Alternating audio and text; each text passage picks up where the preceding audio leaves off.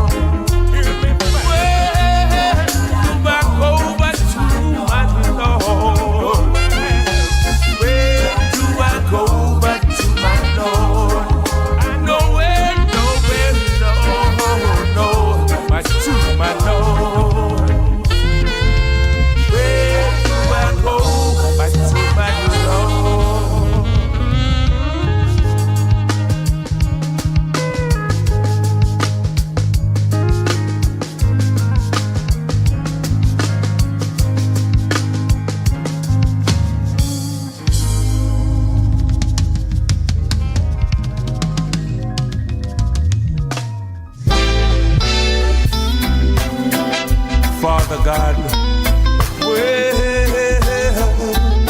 Lord, your love has made me stronger, and for that, I'm all yours. Well, yeah, Lord of mercy, whoa, yeah. Oh God, I'll never find the words, the Lord, to tell you how I feel, dear God. mere words could not explain. Yeah, gracious Lord, you held my life within your hands, created everything I had, taught me how to live again. Only you care when I needed a friend, making my promise. Oh, oh, this song is for you, filled with gratitude and love. Oh Lord, I thank you.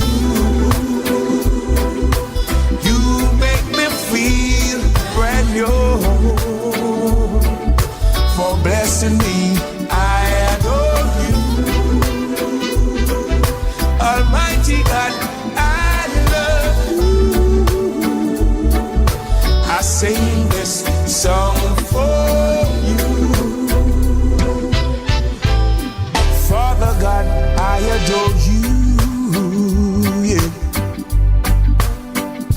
My Lord, whenever I was insecure, you build me up and made me sure. You gave my sense of pride back to me. Only you care when I needed a friend, making my promise.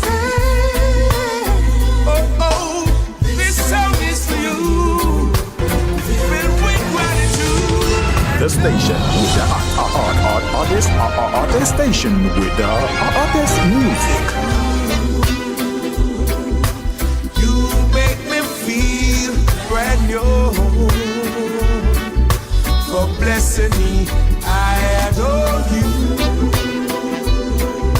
Almighty God, I love you. I sing this song for you. You make me feel brand new.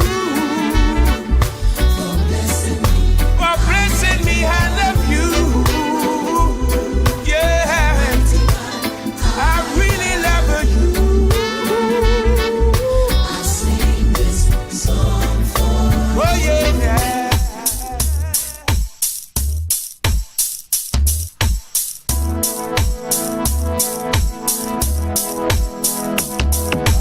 When you have trouble, don't cry. Oh no, no. Just remember that God is standing by. Hold on, yeah. Wait. Okay. This is Hello. hello, lady. Your background is very noisy. Hello. Your background is very noisy, though. Are you there, lady? Okay, welcome my viewers and listeners to Rebel Radio. And as you know, today we have our program Feel For You, you know.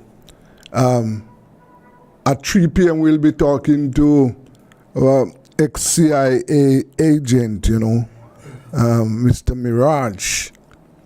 And we are going to be talking about lots of CIA activities.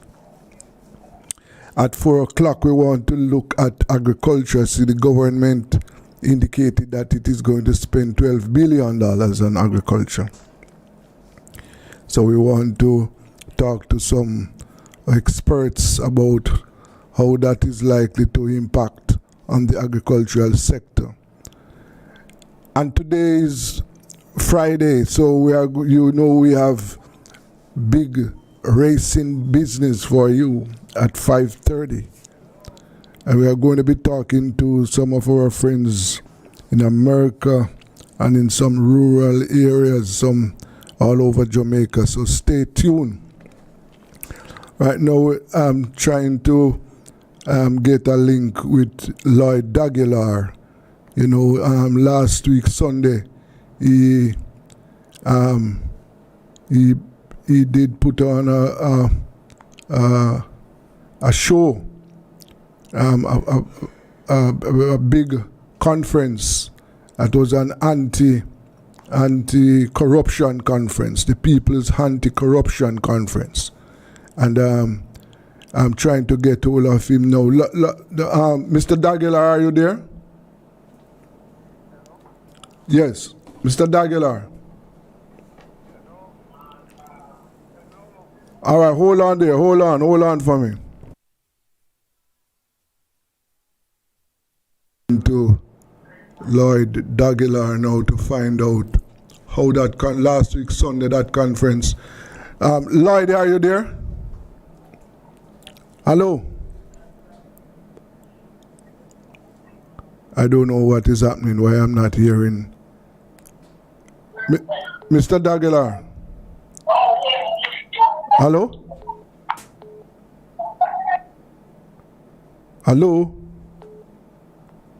Hello? Yeah, I keep answering, but I don't hear anything. Yes, because at first when I try getting talking to you, the background was very noisy. It was very bad.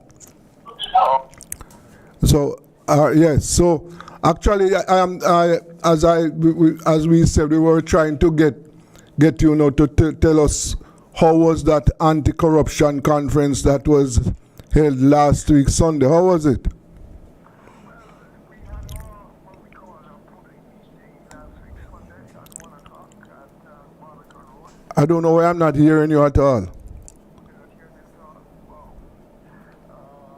You're calling me on the other number, but it's not answering. I don't know why. Are you hearing me? Yes, I'm hearing you. Are you hearing me? But I'm not hearing you. I don't know why. Oh, boy. Are you hearing me? Yes, I'm hearing you, but call me on the other number there, even though... All right, hang up and let me try and get you on another number. Okay, hang up. Through every day, all the way. Mercy! He will take care of you. God will take care of you. No matter what may be the test, God will take care of you. Lean everyone about the Lord, and He will take care of you. Mercy, God will take. Yes, back on the air now. Lydie, are you there now? Yes, I'm here. Okay, I'm hearing you now, yes. So, how that conference, how was it? Yes, as I said before, it was last week Sunday Yes. in Barbican, and we call it the People's Public Meeting to deal with state corruption. And our presenters were there. We had Heru Isaka Musa from the Marcus Garvey People's Political Party. We had Zara Burton, who is an investigative journalist from 18 Degrees North. And we had Joseph Patterson, who is from the UIC. And we had Mr. Anderson from Advocates Network. And we had a very good discussion. The people participated in it, and we made our points that we're all against corruption, state corruption, and we want to work together to begin to deal with it. Yes. And I think that people appreciated it, and there were people who put up their hands saying they support a People's Commission of Inquiry into state corruption. And we are hoping to have another meeting, maybe every month we might have a meeting. If we have to go out on the streets and protest, we might do that as well. So that is basically how the meeting went very well. Okay, that's very good news. Yes, because Yes. you will observe that.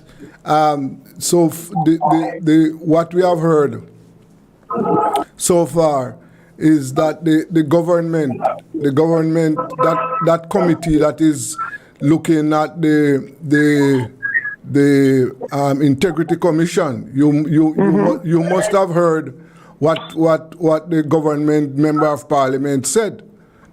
Yes. In other words, what I see, if we leave the amendments, if we leave to the politicians, what they will do is weaken the Integrity Commission. And Yes. because the political actors are the ones who are mainly connected, involved in this corruption. So they will do whatever. If they get a chance, they will weaken the Integrity Commission. Well, you're absolutely right about that. Because what is happening now is that they are trying to further weaken the Integrity Commission. The Integrity Commission is weak already, as it is. Yes. And so what they're doing now is conveniently exploiting the weaknesses that nobody can quarrel with.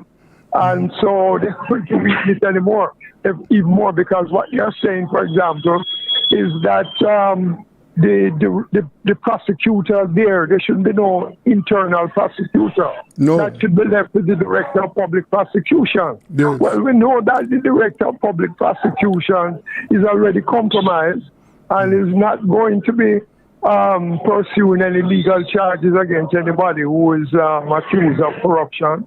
But in the case of the prosecutor, for the Integrity Commission, they're going to do away with that, or they want to do away with that completely. Yes. And, the both sides of them agreed. If you read the newspaper, Mr. Bunting was talking about himself personally and how the Integrity Commission impugned his integrity about this firearm licensing business. Yes. And so there is right across the board. So what they're trying to do now is to say, boy, we're going to bring Integrity Commission here, and we're going to expose them, and we're going to challenge them and make them, tell them, say, how dare you do this to the Prime Minister?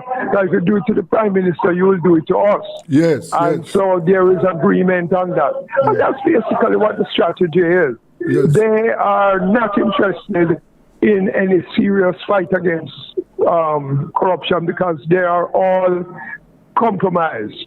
You know what I mean? They're all compromised. And I just want to say that the U.S. State Department just released a report. And in that report by the U.S. State Department, they talked about corruption here, that Jamaica is corrupt, that the government, the Prime Minister, is not doing enough to deal with corruption. Mm-hmm. And of course, police extrajudicial killings, they pointed that out. And of course, corruption and police killings are interrelated. So, so that strengthens us as far as I'm concerned, that we need to keep up the fight. And I just want to make one more point, is that they're now talking about making Jamaica a republic. Yes. And they have set up a committee, a constitutional committee to reform the Constitution. Well, we are saying that it makes no sense to reform the Constitution if it's not going to include free education, free health care, and the community self-government, and dealing with corruption. If it doesn't include that, then there's no point. We are going to call for a boycott. of this constitutional reform and referendum. Because what's the difference between the King of England being the head of Jamaica and a corrupt politician being the head? What is the difference? It's the same thing. Yeah, of so course. This will be an opportunity for us now to say, listen, if you're going to reform the Constitution, we need meaningful and serious reform. Yeah. Not just you're going to play games with us about reforming the Constitution and bring about a Jamaican head of state. That doesn't make any sense. Yes. So we are going to call for a boycott of this referendum if they don't agree to free education, free health care, land for the landless, and so on. If they don't do that, and community self-government, if they don't do that, we are going to call for a boycott. Yes. And the other thing that I observe about that committee that has been established is that there are people, there are members of that committee whose action... They're all compromised. Yes. They're all compromised. Yes, because I don't... Okay. Colonel... All right. Listen, I'm going to have to leave, All right. Because I'm going to see somebody at one of the prisons here who's having some problems. Okay. So thanks much, and I really appreciate it, all right? All right, Lloyd, take good care of yourself. All Yes. the best. Yes, Good. of course, yes. That was Lloyd Aguilar, talking to us about what is that anti-corruption rally and his take on how the Constitution, the committee, what the amendments to the Constitution should be. Yes, I see where you have Lieutenant Colonel Rocky Mead on the committee, and he holds a very influential position on that committee. I don't think that he should be on that committee at all, and because he has clearly demonstrated his position as far as crime fighting is concerned in Jamaica. He is one who believes that, rights, citizens should give up their rights, in order to fight crime. And he's a militarist, right? And we want, one of the things that we have to guard against, we have to ensure that the citizens' rights are protected in the Constitution, right? We want that. We have to ensure. And I am advocating that freedom of the press, press freedom should find its way. Protecting press freedom should be included in the Constitution. I sincerely believe that, and I saw where Mr. Hugh Small is a member of that committee, and I remember that he was the chairman of the committee that was set up by former Prime Minister Bruce Golding to carry out a reform of the libel Defamation Act. I remember that, and I sincerely hope I would like to have a word. I'm going to try and have a word with him to find out how the freedom of expression, how that can be included in the Constitution. We have to ensure that the people's rights are protected, and we can't allow this committee. We can't allow. They have to be watched. It is heavily laden. The committee is heavily laden with lawyers. I think they are. I see one more representative from civil society should be on that committee. I think so. because we don't just want amendments of the laws, you know. We want the Constitution to be not only the supreme law, but a document that is going to protect the rights of the people, and especially the rights of the ordinary Jamaicans. We have to ensure that those rights are protected, because in Jamaica, what we have in Jamaica right now is that the small man is not equal before the law at all. No, he's not. Absolutely not. He's not equal before the law. And therefore, we have to ensure that the rights of the ordinary Jamaicans are protected. Because if we don't do that, what will happen is that they will trample on the rights of the ordinary person. Yeah. Yes, we have to be careful. Yes, man.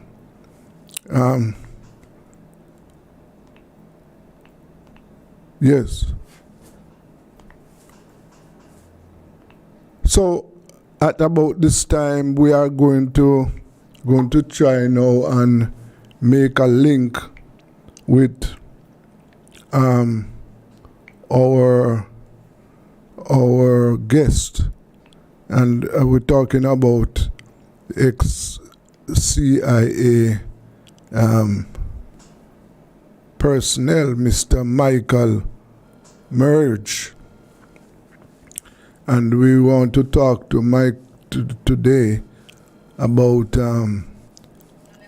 CIA's activities. Yes, Mike, we are ready for you now. Yes, and just hold on for me. As I said, we are going to be pursuing. Mike, are you there?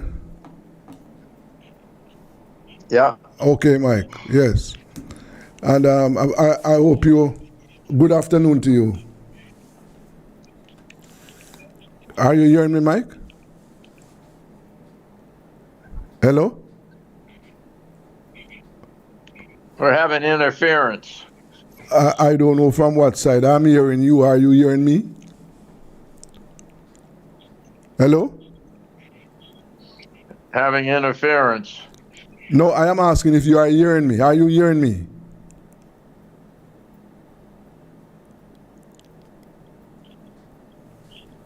Mike? I don't know what is happening with the communication. Mike is not hearing me at all. Not hearing me. I don't know what is happening there. Let me try and make another correct.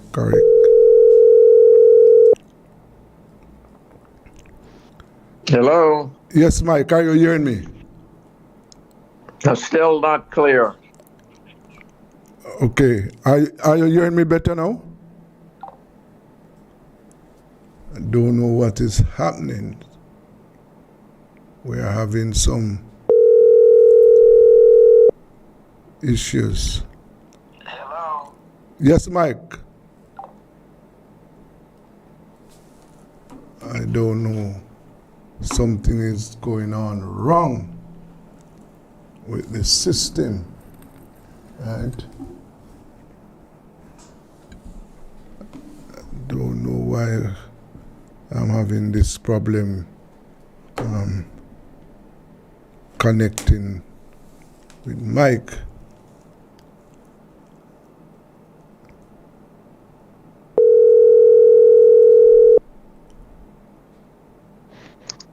Hello. Yes, Mike, are you hearing me now? Hello? Hello, Mike? Well,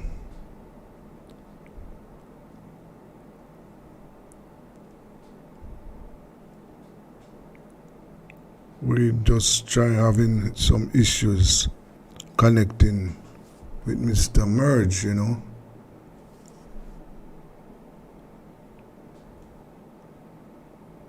And I'm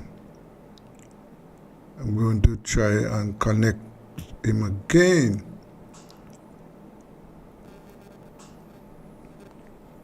I don't know what is happening, why I'm not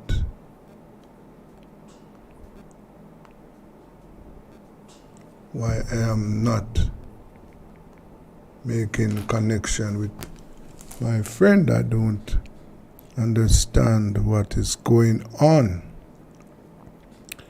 Yes, we're trying to make a connection with our guest, Mr. Michael Merge, and I said we want to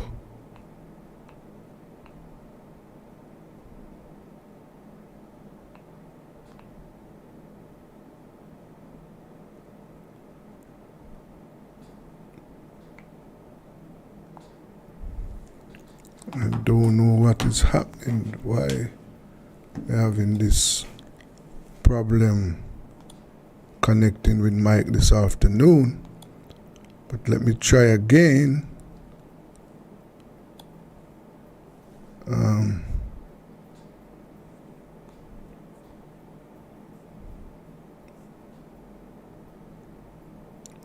Yes.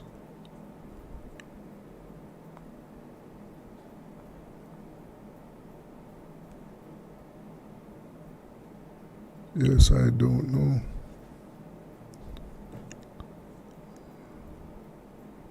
I think something is wrong.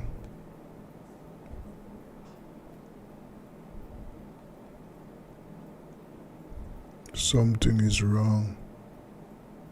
I don't know exactly what it is.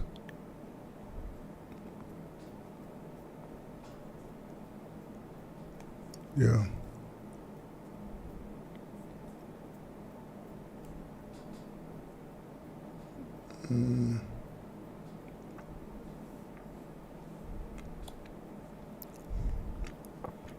Yes, you know, as we try to get hold of Mike, let me just say that we have to. There are lots of things. One of the problems that we are having right now in Jamaica. Let us go for a short break. Let us go for a short break, and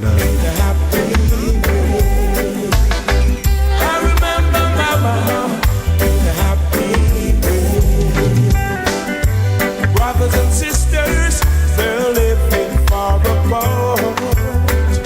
Although Mama's gone, she's right there in her heart. We're all gonna pull together and stay in the holy place. I remember Mama, happy birthday. I remember Mama, happy birthday. Grandma, I miss you. Dad, I miss you too. For those of us who lost loved ones, you know what I'm talking about, right? Yeah. Lord Almighty. Yeah. Now Mama is sleeping with the bosom of Jesus Christ. Somehow I know she's smiling at us right now. One day I see her again. How happy I will be. I remember Mama in the happy day. I remember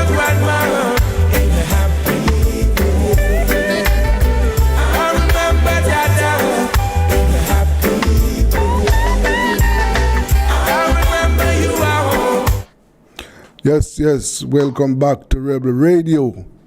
And as I indicated earlier on, that I'll be talking to our good friend, Mr. Michael Merge. Mike, are you there now? I'm here, Desmond. How are you? Well, I'm supposed to be okay, Michael. And I hope so.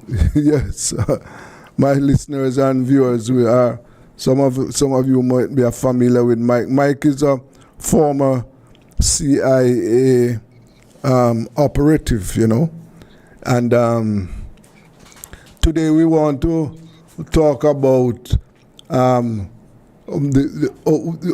CIA, how the CIA overthrew governments, and what are some of the, in other words, how they operate, what are the methods, and I'm sure that Mike will have some other interesting things.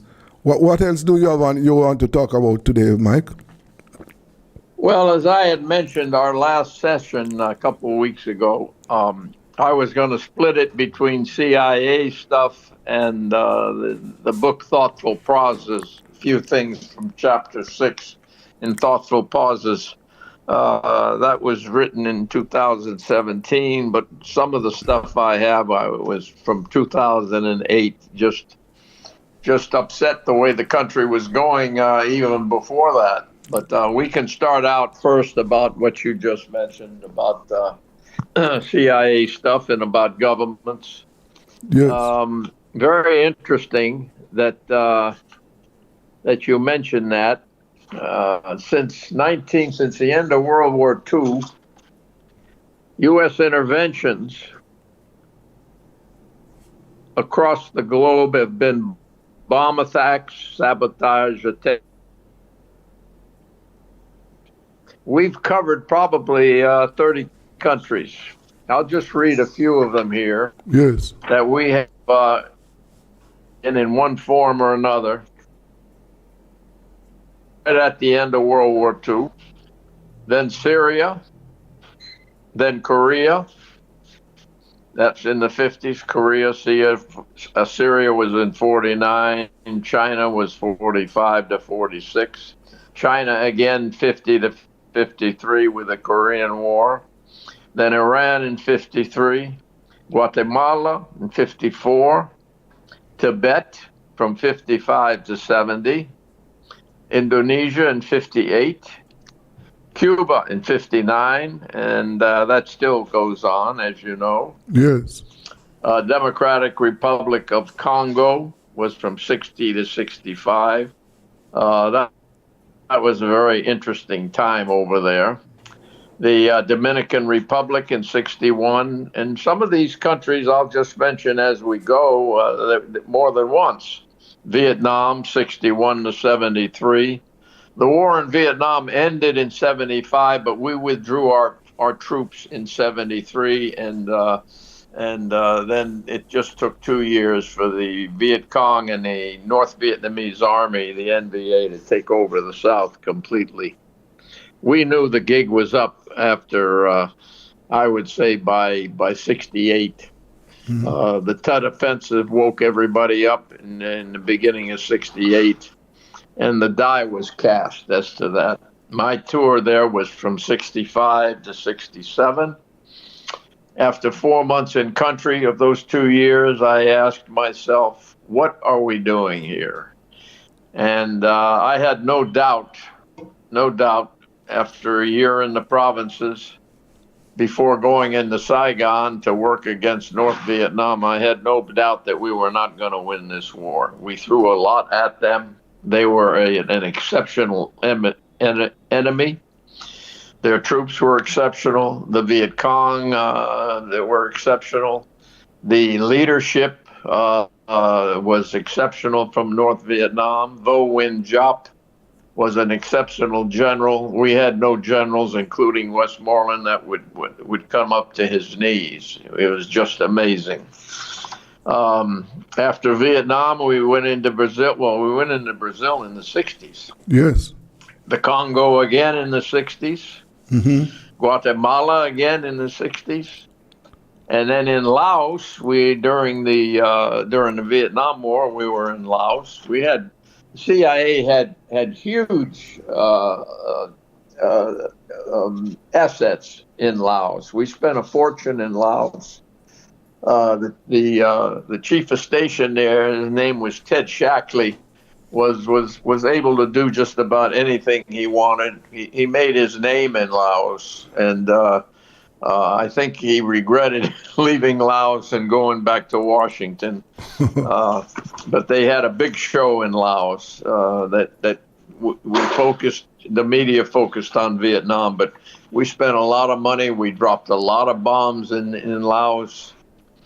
In the mid '60s, the Dominican Republic again, then Peru in '65, Greece in '67, Greece. Mm-hmm.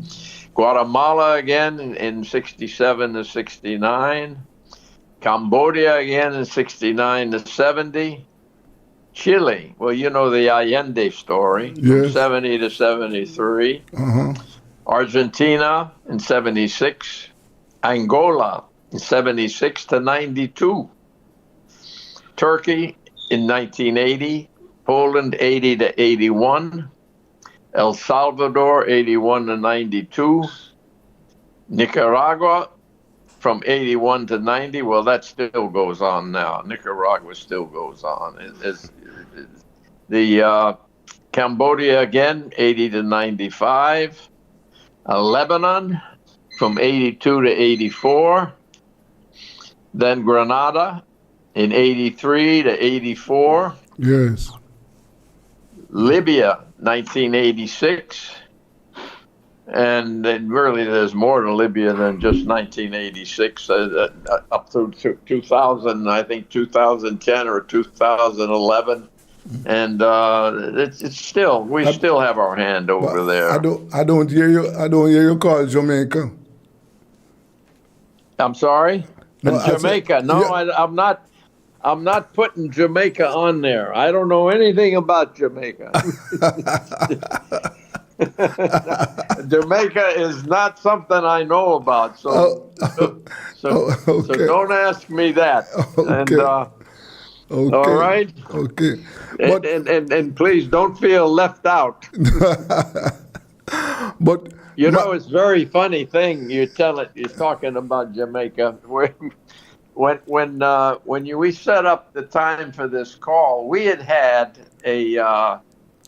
an hour change last week. Yes. We had an hour change forward, and being a retired old decrepit case officer, I forgot about the hour change that we had that you didn't have.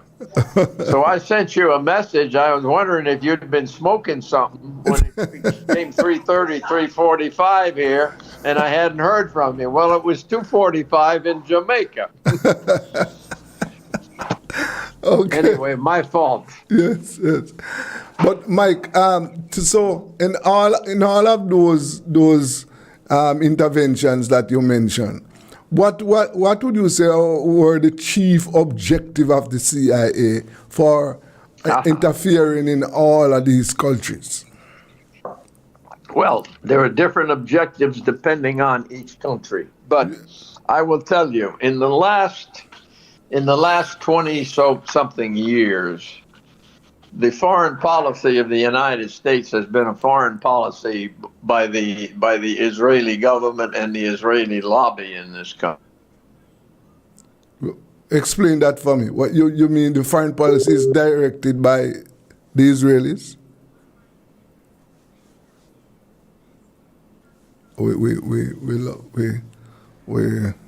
lose Mike there, but that's an interesting point he made there a while ago. I want to find out if he's saying that the foreign policy, the U.S. foreign policy, is directed by. We have lost him. Let me try and get him back. Yes. Yes. Yeah. We are trying to get back Mike on the line. But you know, he made a very interesting point there a while ago about the Israelis and the U.S. foreign policy.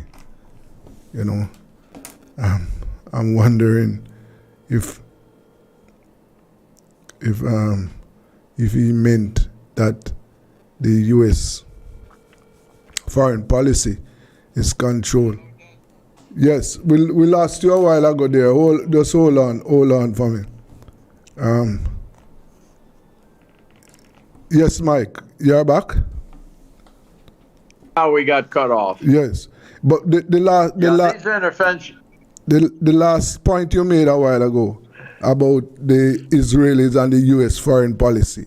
I don't. The Israeli government and the Israeli lobby here they determine our foreign policy to a great extent, and it's no matter whether you have a Republican president or a Democrat president, or whether you have a Republican Congress or a Democrat Congress. The foreign policy does not change, especially vis-a-vis the Middle East, and which includes now Russia. This business going on with Russia now that has forced Putin to invade Ukraine did not start when Vladimir Putin invaded the Ukraine. It started years ago with a lot of harassment. Our building up the military in Ukraine, are getting rid of the elected president and putting this thug in office that's there now. I call him a beggar thug because all he wants from us is money and assistance, and with not a thank you. Anyway, the foreign policy, especially in the Middle East, has been what it is, and it has not been good. It certainly hasn't been good for the people on the receiving end. We've killed millions. We've wounded and killed millions. We've relocated, not helping them, but by force they've had to move. Libya today is not at peace. Iraq is especially is a disaster case. It's a basket case. What we did to Iraq is criminal. We not only invaded Iraq, we destroyed its culture, we destroyed its history, and this was all done on purpose. And this is a shame. This is a bloody shame. What can I tell you?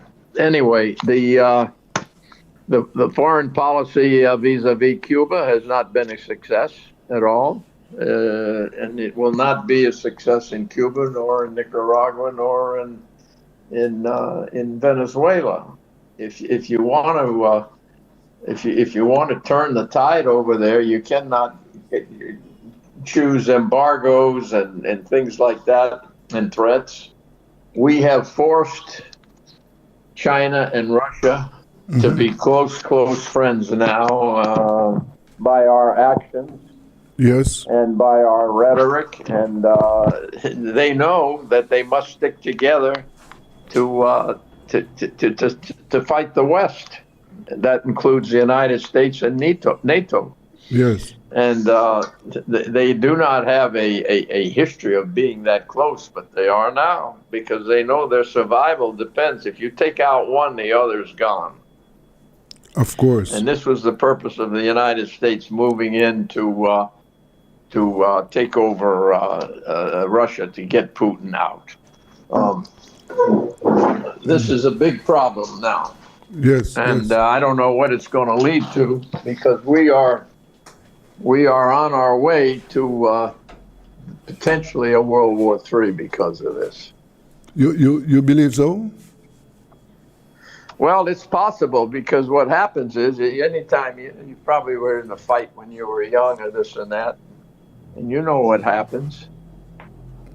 Yeah. Hold on, please. There we go. All of a sudden it gets out of hand, and then blows are struck, and then after a while it goes from blows to weapons, and and this is what's going on now over there. But I think part of the public here is starting to get uncomfortable with that. I believe. Yes, yes. I hope, anyway. Yes. But we have a way of intervening, one way or the other. We do it financially. We take over bank accounts of leadership in other countries, and we do more or less whatever we want to do. And this is not right. It's going to come home to roost. We're making enemies now, and the Europeans and the NATO they follow us because they're just there to do what we wish, and it's sad. But anyway, that's where that is. I have a few more countries, but it's not important. I've named most of them. We're still in Afghanistan, even though we got out. We still have operations there. Iran is on the top of the list for harassment. Yes. And if Israel tells us, we should bomb. Yes, go ahead. Yes, go ahead. Yes. Okay, if Israel tells us that we should drop a bomb or they should drop a bomb, that's fine with us. We don't want them to have nuclear capabilities. Well, Israel is. Yes, go ahead. Israel is probably the top 5 with nuclear capabilities in the world today, and the interesting thing. Yes. The interesting thing is that they deny it. They say they're not a nuclear nation. The whole world knows it, but they deny it. Okay, that's fine. Anyway, that's where we are on intervention. Right. I did want to mention a little bit about, I mentioned it before about deep cover, but it's worth, I think, talking about again. It's a different type of operation. When you're under a deep cover or non-official cover, a knock, then you're kind of out there on your own. You're not in the embassy or in another official installation. You're not part of the station or operating as a team. And this is something I wrote in 2008 in a magazine based on an article, deep background from another officer. I did not know him, but I trained with his partner. And I'll just read it to you. It's not that long. Yes. Just to give you an idea of our deep cover operations and how I figured they matched up with the Russian illegals, the Soviet illegal operators. Yes. Philip Giraldi's deep background is often given your readers informative and relevant insight, and I especially commend his non-official cover knock piece in the March 10 issue. That was 2008. As a former knock officer, non-official cover officer, I found this report unsurprising. Little has changed in 3 decades. I never met Giraldi, but I trained with his partner, Vince Canestraro. Vince Canestraro died about 2 to 3 years ago. He was an operator against the Soviets. He moved up very well in the agency. And he and Philip Giraldi, they got along well. They had the same view of the agency and our operations overseas and leadership. My first official cover overseas tour was successful enough to give me what I wanted, an opportunity to work on the outside away from the bureaucracy. I talked with the China desk about working against the mainland from Hong Kong. In those days, the main targets were Russia and China. But I turned down the assignment because I knew I wouldn't be able to learn Chinese well enough to achieve operational success. It's a shame, but I knew I would not be able to learn that language. My field fitness reports enabled me to choose my language to study, and I selected Spanish, knowing that I could learn it well enough to operate in various Hispanic countries. Right. What I had in mind then was obviously Latin America, but also Spain. My next non-official cover introduction to the chief of station in South America was a brief night car meeting 2 months after arriving in country. He was professional and forthright. I liked him.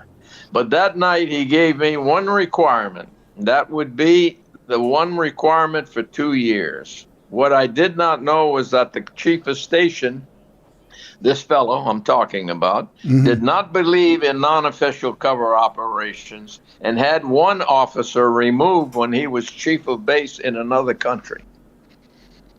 Throughout my tour, I assessed and developed numerous potential assets and kept throwing contact reports out like peanuts with little feedback. On one occasion, I discussed a person of interest with the chief of station and advised against recruiting him. I knew this guy. I knew him well, and I knew he wasn't recruitable. A recruitment was attempted behind my back. It not only failed, but the incident went all the way to headquarters, and he complained, and they complained to Washington and to the agency, to the CIA. This was an oil company. I won't designate which one it was, but it was an oil company, and he was the head of the oil company in that country. And we until he died about 3 years ago, we remained friends, and he'd come up from South America and visit here with us in the house. The KGB illegal program is far superior to our non-official cover program. That was then. That was back when the Soviets were operating. In fairness, Americans can only pass as Americans or Canadians, risky without their permission, and of questionable value if we try to be Canadians. That should have changed with increased cultural diversity, but the illegal is better trained not only in language, but in long-term cover and tradecraft. Yes. Interesting. Our schooling for future case officers in the field is probably about a third of the time that the Soviets had for their training. Now, they incorporated language in it, which we didn't. I don't know how long it is now. I haven't talked to anybody about it, but it'd be interesting to know, and maybe I'll give a call. Moreover, the KGB program is better supported and respected within the ranks. Keep in mind, I wrote this in 2008, and this was after my experiences years before. Yes. If they are still punching out Rudolph Abels, well, that would be interesting. Rudolph Abel was a Russian spy that operated in New York, and it seems that he was known as a great spy, but as it turned out, he wasn't that good after all. But he was like so many of them. It took him years and years to find out who he was, and actually his cover got blown by another officer who was a Soviet officer who was pretty much a drunk. Anyway, my cover was flimsy and ill-communicated, and it finally blew up in my and the CIA's face. One of three people cleared. Yeah, me. Yeah, I know, but where was that blown? Where you were? That was in South America, and the cover company was in the United States, out west in Las Vegas. Okay. It was an offshoot of the Howard Hughes organization. I'm not telling any stories out of school. It became public. It hit the media. This guy should have never been good. He was one of three to backstop me. Backstopping means to cover me after I was out there building cover. And then if anybody called wanting to know or questioning about me, who I was and what I was, they could say he's an employee with our company, and this is what he does. Yes. Since my- Just a moment there. Just explain that for me. You so as a CIA operative, you that cover that you are talking about. You at that time you would go about as if you are working for a company. Yeah. I would ostensibly Yes. be representing the company. Okay. And which in normal cases you kind of have two jobs. You have to look like you're the company man doing company work, Yes. and then you have to deal with the agents you're dealing with, which is CIA business. Yes. And it requires time, it requires effort, and it requires an element of cojones too, because you're not protected. Yes. I didn't worry much about that there. Had I been operating in a country that was not favorable to the United States, so to speak, then it's a whole new ball game. And they did talk to me before my cover got blown, and even after, about another part of the world. And I thought I was going to end up with a desk in Washington. I chose to resign. But they did talk to me about Syria at that time, when Hafez Assad was president, and he had you gotten caught over there as a spy. They caught one Israeli spy, Cohen, and then they hung him. They hung him or shot him. I forgot now, but Israel thought they were going to get him back, but they didn't. Assad shot him or hung him. Yes. And there were a couple other places. I was offered Abu Dhabi, Dubai. At that time, it was not the way it is now. It was not as built up, and it would have been a damn good tour. I kind of wonder. Sometimes I say I should have taken that tour, but I thought I'd end up back in headquarters in a position working out of a station, which I didn't want. I wanted to stay as a non-official cover officer or NOC. Right. And then I just resigned. After I resigned, they contacted me here. And I did agree to give them a month to work under contract, going down to Latin America to various countries. And so that was the end of that. After another problem came out in the media. Mm-hmm. But the point here is my experience suggests some obvious ways that the non-official cover program could be improved. It should develop a more professional cover division that would have the respect of the operating divisions. The cover division, when I was there, was separate from the operating divisions. Mm-hmm. It should train case officers who are not bureaucrats, but aggressive self-starters who relish independence. I relished my independence. I only wanted to work on the outside. Yes. So let's see. Mike, this cover up the static.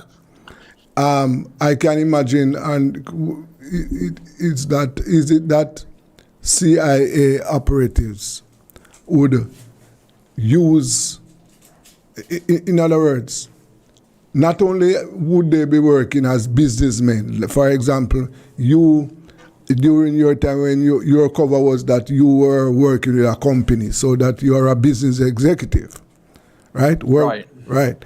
Now, tell me something. Is it that the CIA, and of course they would be using that methodology as we speak, right? And then you during your time, is it a case that they would use different cover? For example, media people working as CIA, media people working as media people, but they are CIA. They are religious people, but they are CIA.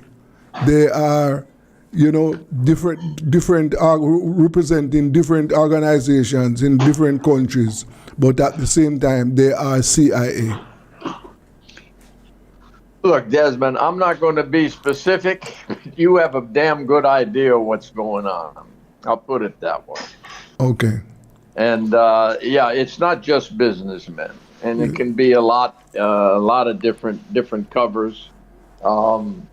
There are restrictions. There were. I don't know about now. Well, the Peace Corps, when I was in the service, Kennedy's Peace Corps, and afterwards was was off limits.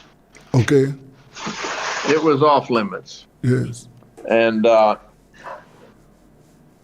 we were not allowed that.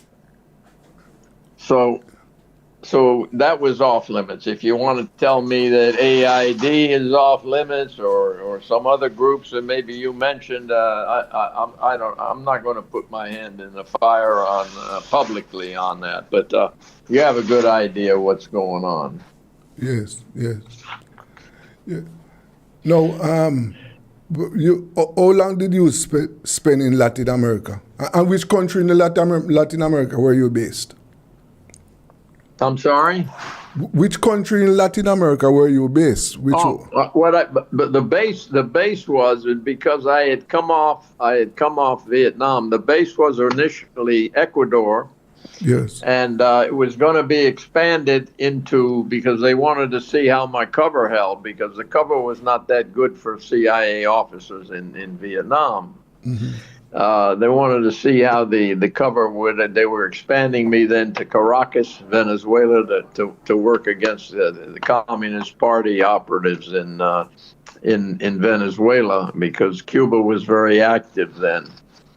In Venezuela, Fidel's Cuba was very active then, and then they did expand it when I was under contract after I left. After I quit, and they contacted me again to work. I gave them a week a month. Then I was going to work several countries in Latin America. Yeah. Okay. But one point I want to make about non-official cover. The non-official cover officer, obviously he should know the language, but he should also learn and know and live the culture and be ready to immerse himself in both. And he should have a flair for operating at any level of society. You just don't go to parties and like AID and State Department people. Sometimes you have to get down and dirty. And these officers, these non-official cover officers, should not be offered to CIA stations that don't buy into the program. My chief of station there was he liked me and he liked my operation, but he did not believe in these kind of programs. He wanted all his people inside in the station. And he was not sold on this non-official cover business. In fact, he had one officer under non-official cover in another country. He had him fired. So I don't know what is going on now, but this was my experience at the time. Yes. I have to tell you. Right. Well, we're starting to run out of time. If you want to jump over, go ahead. No, I can imagine that one of the issues you would have being working in Vietnam, it would be cultural because of the fact that you are working in a country where the majority of the people are Chinese, right? Oh yeah. Yes, and then first of all, it would be obvious.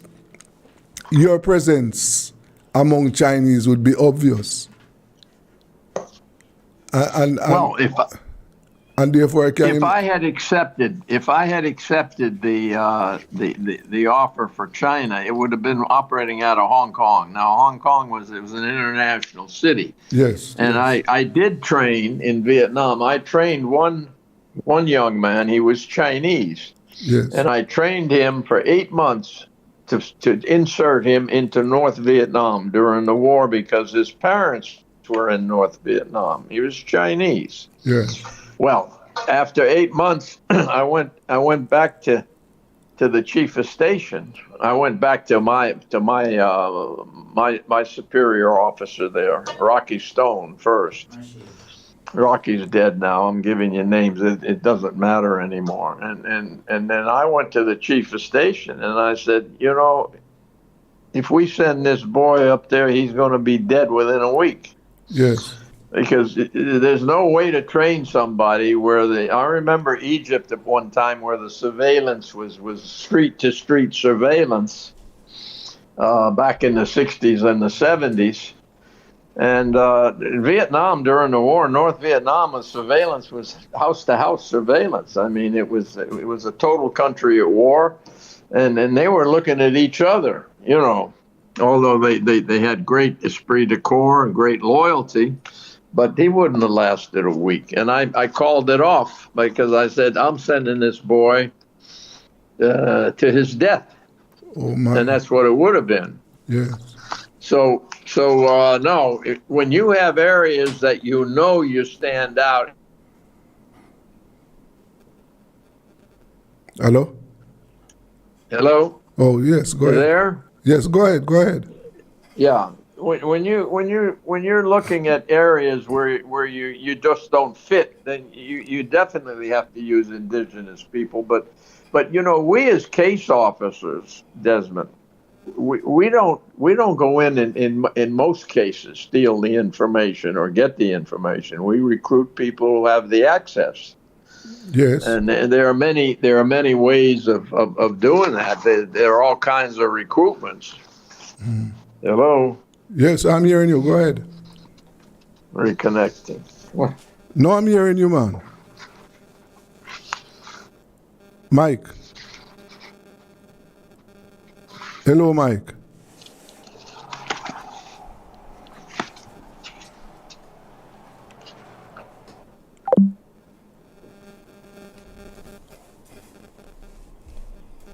We seems to have lost him. Yeah. Tell me if you love my Lord. I want to know if you love my Jesus. I want to know if you love my Lord. I love that man from Galilee, for he has done so very much for me. He has taken all my sins and let the Holy Ghost come in. I love that man from Galilee. I love that man from Galilee,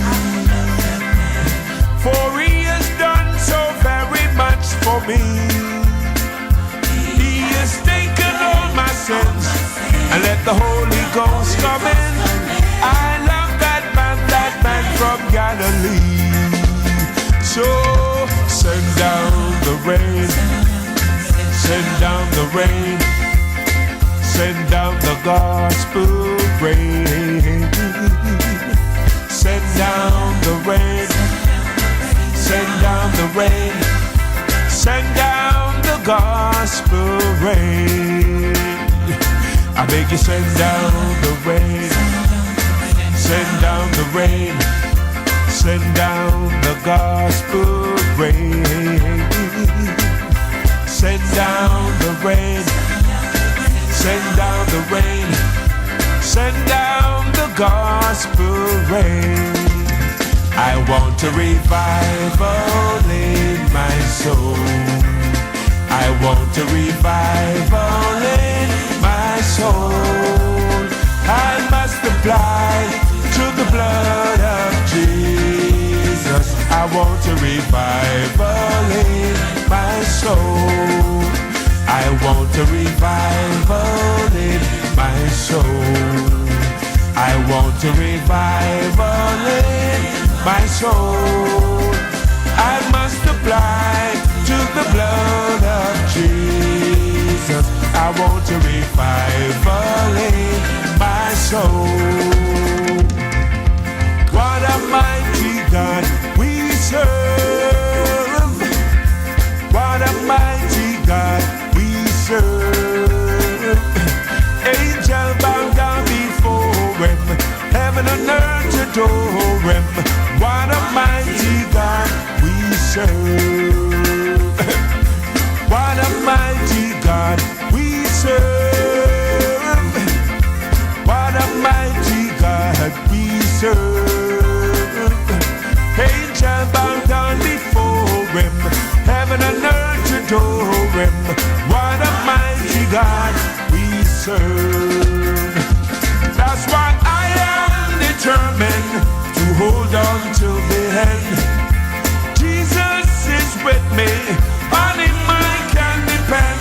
For I know I have salvation, I can feel it in my soul.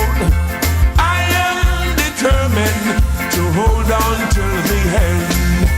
I am determined to hold on till the end. Jesus is with me, on him I can depend. For I know I have salvation, I can feel it in my soul. I am determined to hold on till the end. Some sweet day, I'm going away. I'm gonna leave this world. Yes. Back with you. Yes, Mike. We had some disruptions in our connection. Yes, but as you were saying that Yes. yeah. Is this all right this way? Yes, go ahead. Okay. Well, I just wanted to go back. I'm getting feedback on the car. No, not working. No. What did you say? Okay.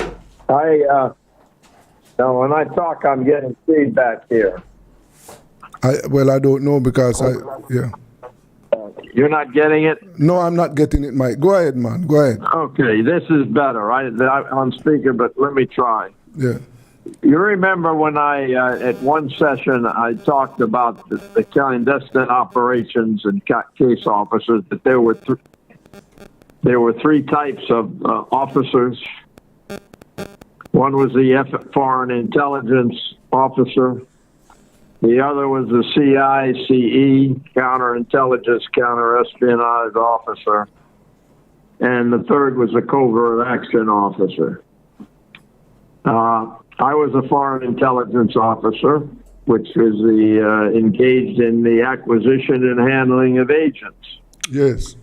The CICE was the counterintelligence, counterespionage officer, who would work against the intelligence operation of another country or organization, or as a counter-espionage officer, he would be working against those of another nation working against us. And finally, the CA, or covert action officer, who was the guy who got involved with coups, operating false flag operations, demonstrations, youth and students, planning misinformation, unions, doing all kinds of things by action, and it's called covert action. The case officer, the foreign intelligence case officer, is basically the classic officer as far as handling and recruiting and handling agents. Some officers are good recruiters, others are better handlers, others do well both. And in training, my best grades were as agent acquisition and agent handling, and there was others. There was reporting, intel reports, contact reports, all kinds of assessments. But the training is very important, because in training you learn communication. And when you're a CIA officer overseas, your communication has to be secure. It has to be timely. It has to be reliable. You need signals. You need schedules. You need emergency signals. You need the use of dead drops, and for loading and unloading communication, where you did not want to have the person loading the dead drop in contact with the person unloading the dead drop, and vice versa. Weather is a consideration with dead drops. It has to be where the weather does not interfere. It has to be where if you want to use a movie theater for a dead drop, you have to be sure that it's accessible. The movies aren't accessible all the time. They're or any building, they open and they close. You have to be sure that the whole world's not looking at you while you're using the dead drops. The Soviets used to like to use the countryside more. We use the city more for dead drops, but that all could be changed now. With technology, it's probably a whole new ball game, and I haven't kept up with it, very frankly. Meetings with the agents. First thing you do is you're going to case where you're going to meet, so you know the pitfalls, the timing, the pitfalls, the opens, the closing, who comes by, who has access, and on and on and on. And you'd have to study the exits and the entries. You have to study if you can be alone or in a crowd. There are all kinds of meetings. Sometimes you just have a brush meeting. You turn the corner and the guy's meeting you there, and you brush him and you either take something from him or get something from him that's not available to be seen by others. Okay. You have safe houses where you sit and meet and go over many, many things in detail with a guy. You can sit in a safe house and debrief him or give him requirements. We have safe houses, let's say for defectors, we keep a safe house in a defector safe house for days and weeks until you get him out of there. So there are many ways, and you can meet in hotels, you can meet in restaurants, meet in alleyways, depending on who your agent is, even public transportation. But public transportation, you have to be careful, because you can become an easy visible target, and all the people around you're not going to know you're being watched. I know the Soviets used to use a lot of public transportation in New York, and I know the bureau guys, the FBI would watch them go down to the pier to get a hold of the boats going across the harbor, and they pick them up very easily. These were guys from the embassy, from the consulate or the United Nations. Yes. And let's see what else. Agent handling is very interesting, because you're dealing with a human being, Desmond, and he has problems. He has problems that he's giving you information about his country or about whatever that's near and dear, and you're not supposed to jeopardize his security. Even if you're working as an official case officer, you have diplomatic immunity, not like a knock, non-official cover type, but you have diplomatic immunity, and he has nothing. Right. If he gets caught, just as a perfect example was Colonel Oleg Penkovsky, who I talked about several sessions ago with you folks. They finally shot him after they caught him. Mm-hmm. And so you have to take into consideration that this is a human being, but you need for him to fulfill requirements, and sometimes there's a conflict. You know that you're asking him to do something that's putting him out on the end of the board, but that's the reason he was recruited, and that's Right. part of the game. Yes, yes. The security is important. Surveillance is important. You teach him about surveillance. You've learned about surveillance. You've taught him that there's all kinds of surveillance. There's hostile surveillance. There's if the cops are after you, you're going to know it. There's discreet surveillance. For a while, Colonel Oleg Penkovsky had discreet surveillance. After a while, it wasn't so discreet, and we found out that he was being surveilled, entailed. And you have lone surveillance or accompanied surveillance. You have foot surveillance, you have vehicle surveillance, you have instrument surveillance, you have advanced and secret surveillance. Now with technology, you got all kinds of surveillance. I mean, meeting agents today with technology and communicating them might seem easy, but you open yourself up to intrusion by the enemy, Right. because they can. We know that in this country now, our phone can be entered without our even knowing it by the government. Of course. And nothing you can do about it. You'll never know it. Right. Well, Mike, So that's where it is. Just to cover yes, parts of the operational end. The training is very important. I have to tell you. yes. It's almost as important as on-the-job training, the actual school training. Next week, Mike. Mike. I went through college. Mike. Playing ball. I went I became an officer in the Army, and I really did not learn to study until I went into this long course with the CIA. And Yes. believe me, I had to study. Yes. Mike. I looked at both sides of me in the first class I was in, and one officer had a pipe, a tweed jacket, and a tie.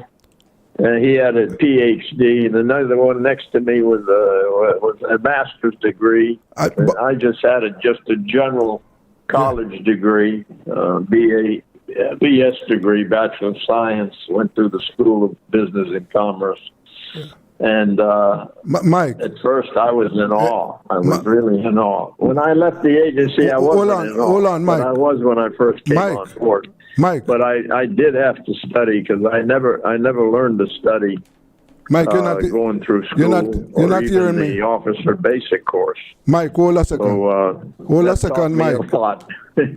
Mike. And I always respected the fact that I had become a professional for a while in becoming a CIA case officer.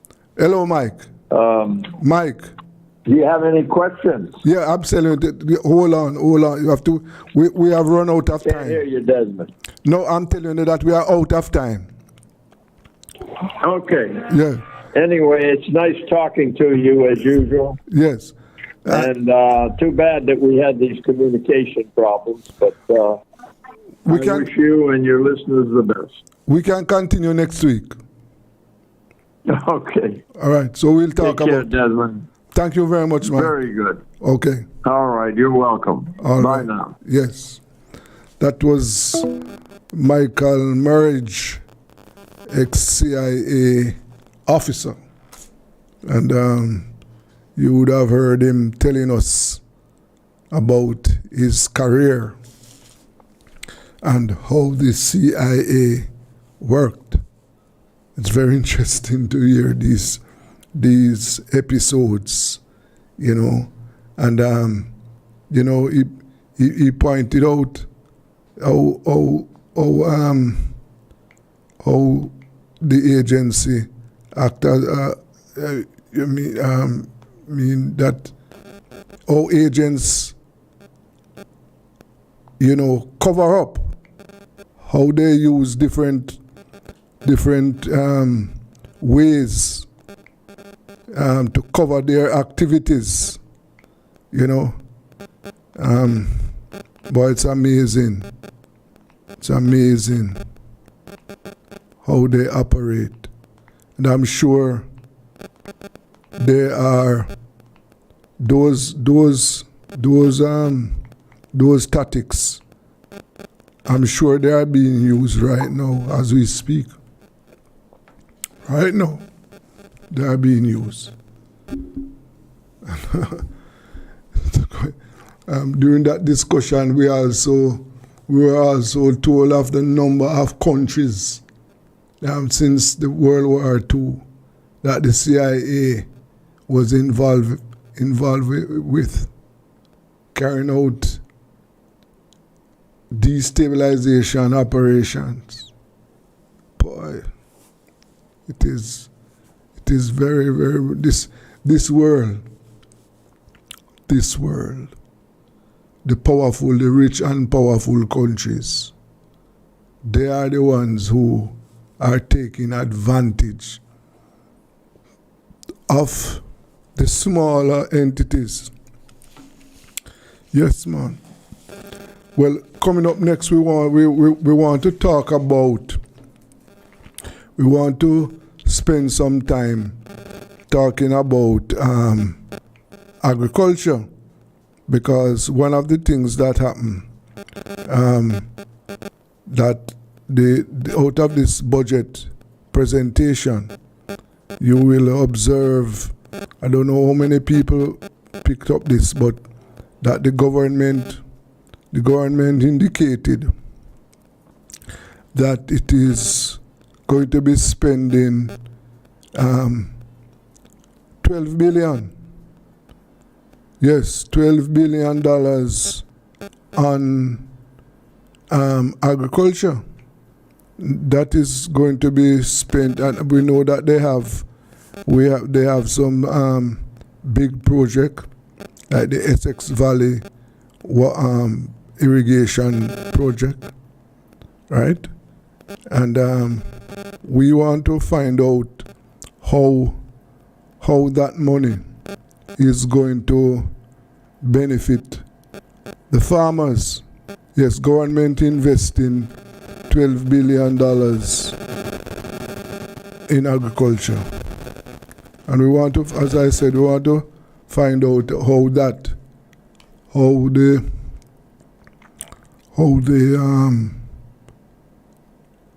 farmers are going to benefit. Well, of course, one of the things that we know right now is that, for example, the drought is having a serious impact on farmers. Let us take a break before we join our next guest to talk about this agricultural situation. Sweeter, sweeter, sweeter as the moments fly. This life is richer, deeper, fuller, sweeter. Yeah. This life is sweeter, sweeter as the days go by. Oh, many saved me, good grace He gave me. Places left deep down in my heart. Great joy and knowing with Him I am growing. To depart. The moment He saved me, His good grace He gave me, places left deep down in my heart. Great joy and knowing, with Him I am growing, and I never out for Him to depart. He gets sweeter, sweeter, sweeter as the days go by. He gets sweeter, sweeter, sweeter, sweeter, sweeter as the moments fly. This life is richer, deeper, fuller, sweeter. This life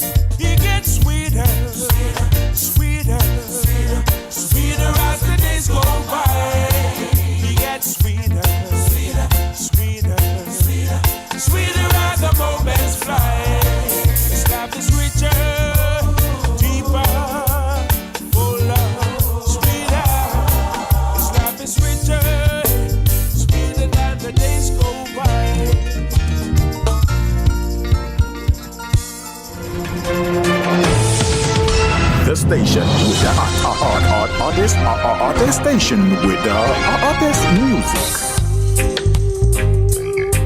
Oh, what a friend, yeah.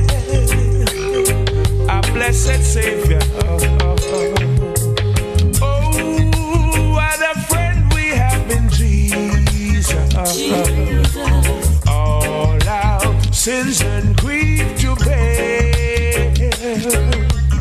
Oh, what a privilege to carry everything to God in prayer. Yes.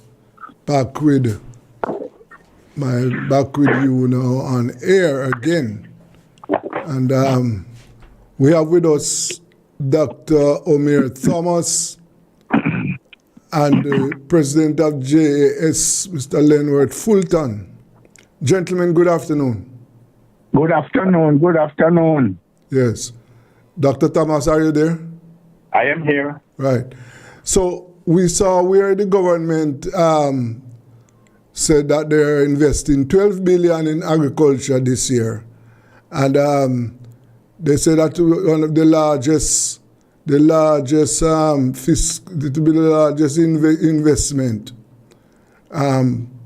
for agriculture, and they have singled out three. In that time. Yes, they have singled out three parishes: St. Catherine, Clarendon, and St. Elizabeth. Mm-hmm. Now, we are aware of the Essex Valley project, and I figure that as most of this money is going to be invested in infrastructure.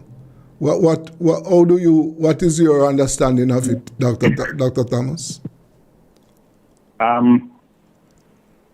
First of all, there's always good news when the government has deliberately gone out to invest in infrastructure, in agriculture. This is a real thing. Yes. So we must salute them for that. Yes. But what they're doing, I think, is rather contradictory too. And I say this because that $12 million, that $12 billion, yes, is basically the grant, either grant or a loan from the British government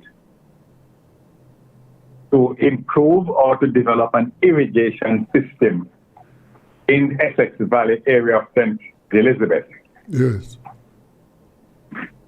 And I see in the news that it states those projects. But what is contradictory is this.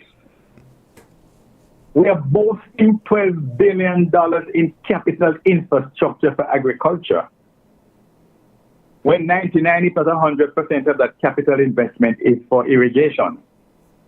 When we are busy destroying the irrigable land in nearly 70,000 acres of land in the southern plains of St. Catherine going towards Clarendon. Does that make sense to you? No, it doesn't.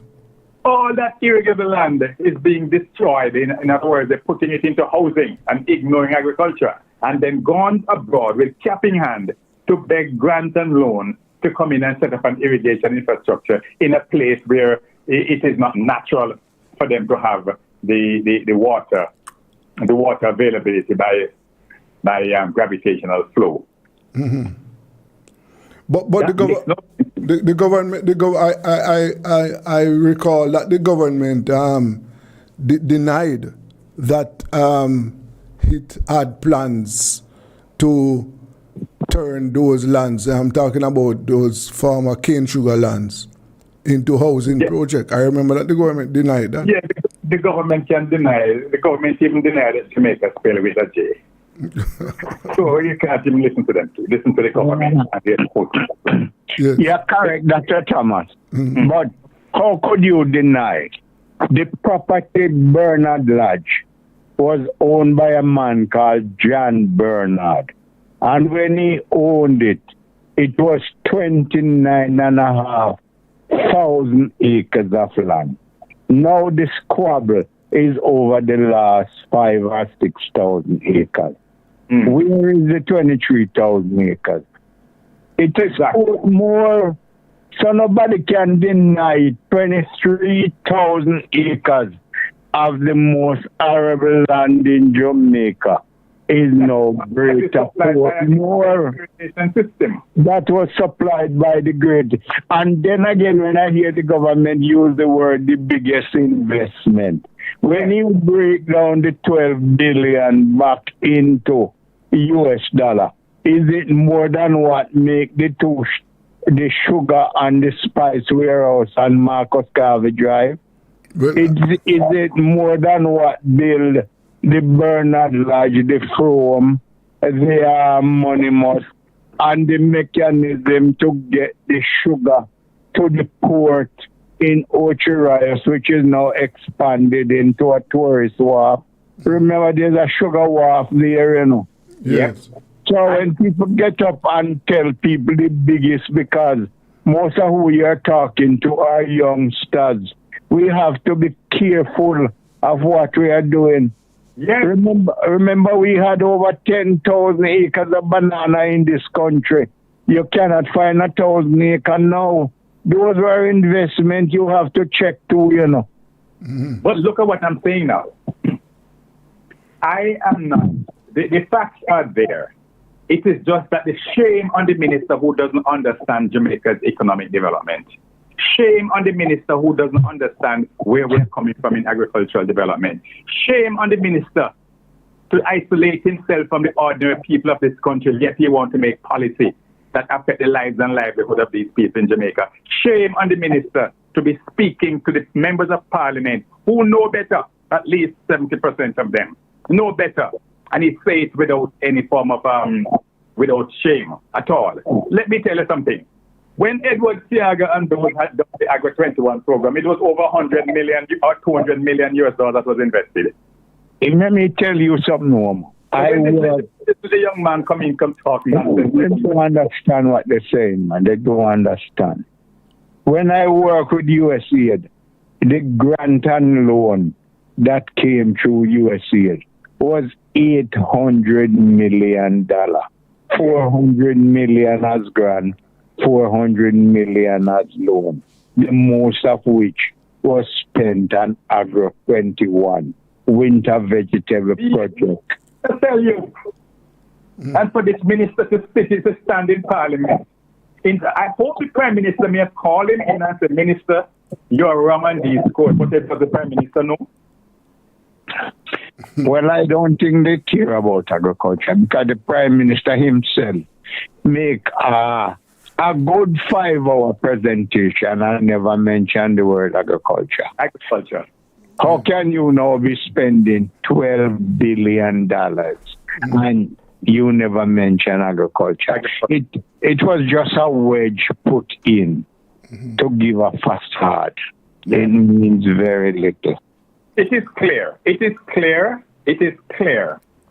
that this particular government doesn't have agriculture as a priority. Food security, nutrition of the population is not a priority for this government.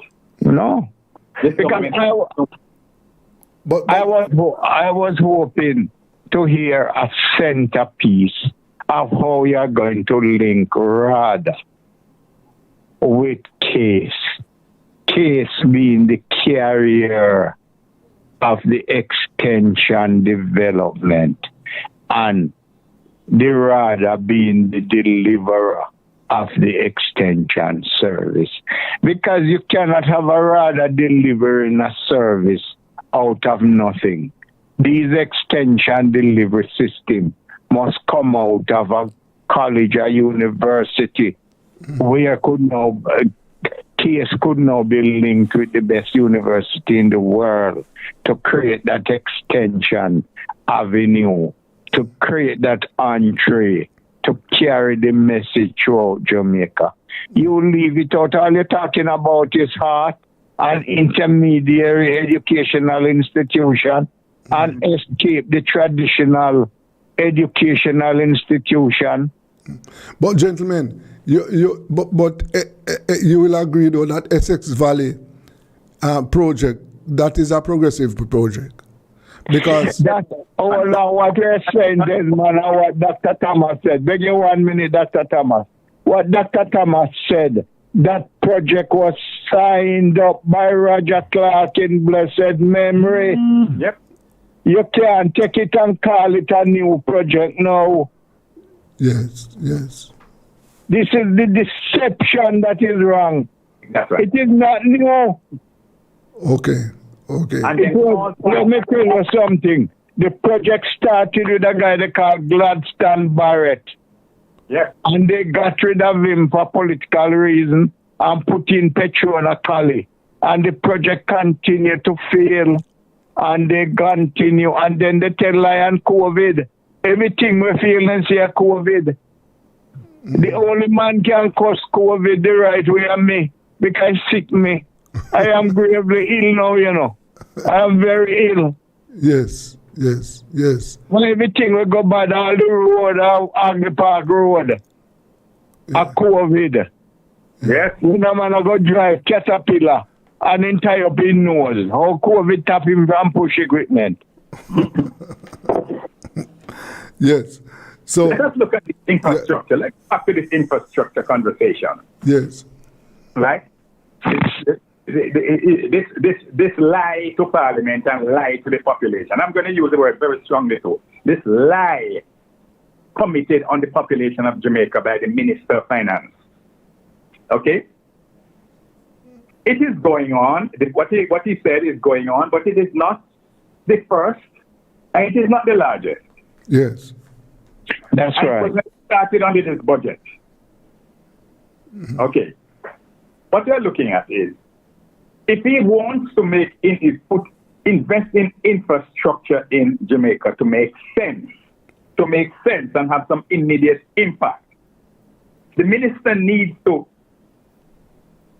educate himself on matters relating to the structures that are supposed to be in place to maintain an agricultural sector. That's right. We're looking at the transportation and logistics investment in those things, so that we will be able to iron out that glut and scarcity pleat that occurs almost every year.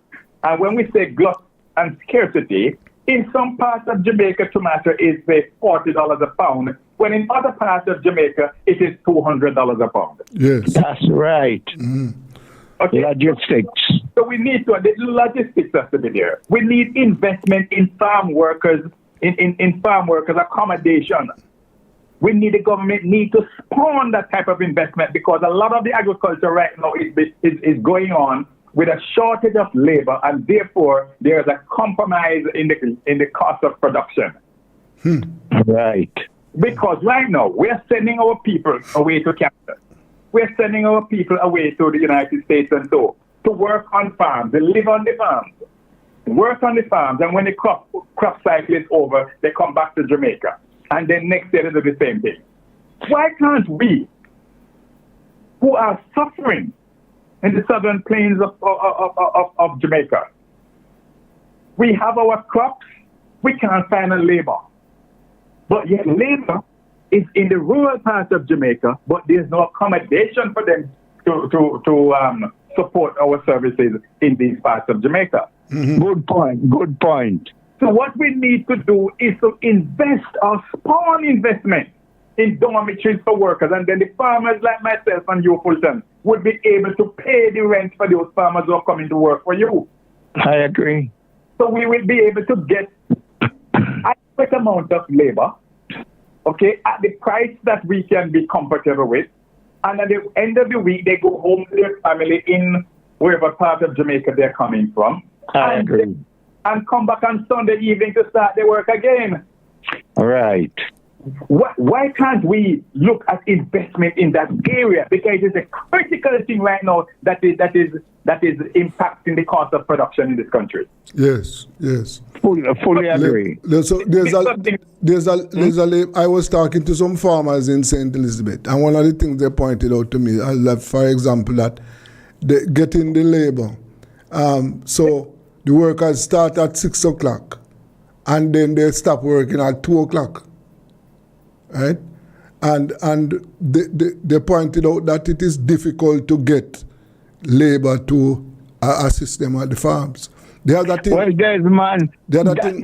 nothing is wrong with that, because guess what? When I ran the second largest banana farm, I used to do that because I had mostly women. I said, come early. We start as early as 6 o'clock. Yes. So you finish at 8-hour day by 2. You call it siesta time like in Spain. Yes. But you get in the work. Yes. The problem, what Dr. Thomas and I are saying, the irrigation project is a good project. We want more of them. But we are losing the structure, because while the government is talking about the irrigation that they are doing, they are also bulldozing some houses that are on sugar lands, when those houses could be repaired and those lands used as cattle barns. That's right. And cattle farm. Goat corrals. Yes, but we are not doing it. We are saving the land for the big man in Jamaica. Look at what is happening to coffee. One man come here and get 4,700 acres with a promise to fix all the barbecues and plant coffee. Haven't planted a tree, haven't fixed a barbecue. And on top of that, those same people carrying Starbucks. And on top of that, they are importing more coffee from Colombia into Jamaica than what we are reaping in Blue Mountain. And on top of that, the coffee price from Blue Mountain has moved from 15,000 a box now down to 8,000. You pay the farmer for what you want and pushing them out of business, killing the Blue Mountain business, thus opening the business to a total import business. It don't make no sense. yes. It doesn't make any sense. Yeah. No, that is not good news at all. And But that's what is happening, and nobody is speaking about it, because those who are doing it are rolling thunder. and I also understand, gentlemen. I understand that out at Bernard Lodge there, the big investment by Mr. Leachin, understand that he is pulling out. Yeah, you heard that, Mr. Fulton? No, I don't hear nothing about Bernard Lodge. Yeah, I understand that he's pulling out of his agricultural input in Bernard. Not Bernard Lodge, man. The other property. Yes. I'm sorry for that. Yes. All right. I heard that. Right. But No, I haven't heard, but anything can happen. yes. But all we are saying, we have lost. We use, say, sugar in Jamaica. We are about 80,000 metric tons of Jamaica, brown sugar that we consume. The health minister says too much. Well, that's another debate. That's a diet and health debate, but that's what we consume. We are producing less than half of that. So we create an avenue to import sugar. That suits only the big man. While people walking up and down in Hanover and Westmoreland, they could be working on sugar plantation. Everything just go bad. But we have not seen, Fulton, a policy from the government of this country as it relates to the fate of the sugar industry. No, that's true. That of the banana. That's true. Of the coffee. That's true. Yes. So What about livestock? And the livestock, well, I know they're doing a livestock board, and I have to give credit to them for that. There's a livestock board now that is going on, when they will bring some more greater focus for the development of that subsector, okay? and for investments to take place there. That I know they're doing, and that's good. But we know nothing about sugar, nothing about banana. The citrus industry is dead. It's dead. Nothing about that. Where is it? What are the policies that we have to support the development of these things? What about cocoa? And cocoa. Yes. Where is the policy? None, none, none. They have abandoned everything. And I believe that the Prime Minister needs to take at least 10 minutes out of his business schedule, 10 minutes per year, and see if he can remember how to spell agriculture. Because no, he's subjecting all of the Jamaican people to put their stomach in the kitchen of other people. Yes, yes. I agree with you, woman. Yes. I have put on the table as an expert and as the president of JS, I said, let us choose one popular crop, yam. I said we cannot continue to be digging these little hills to plant yam for another 50 years. We cannot continue with the environmental degradation that every hill of yam, you have roughly between 800 and 1,000 hill per acre. And you have to go and look between 800 and 1,000 young trees you call yam stick to get 20 pounds of yam. So why are you going to this COP 7 and COP 27 when we sit on our laurels and continue a practice like that? When you could test a piece of land, do your soil test, take out 1,000 acres of land out of the sugar land, put a mold of bow plow in it. That plow is shaped like a spoon. Yeah, the coverage. What's the right name, Mama? Moldboard plow, you know it. We are trained agriculturally. Mm-hmm. And plant some yam along the ridge and set up trellis and chip your system into the tissue culture operation. Where when I am going to plant my season next year, I send my invoice to Bodles and said I want 30,000 or 50,000 tissue culture plant. And you set up the system where you develop the tissue culture and you have intermediary grow them out, where then start now grow. And we go pick them up and plant them. And when you reap a yam, you get a whole yam, which is 2 pounds, where you can export all over the world. And while you talk, you go down, you go see these poor people, as if they are chained with shackles, digging a hole, then molding it up back. How long? Which one of these youngsters going to continue with any hoe and picker and fork? They're not going to do it. It's a different population. Mm-hmm. It's not that they are lazy. They're not going to do it. The similar thing happening in construction. If you do have a cement mixer there and something with hydraulic to carry the cement up to 2nd and 3rd floor, these youngsters are loading no bucket up there. They are not going to do it. We train them differently. Mm-hmm. We are training them differently. Yeah. So, but Mr. Fulton, what you just explained, re-yam,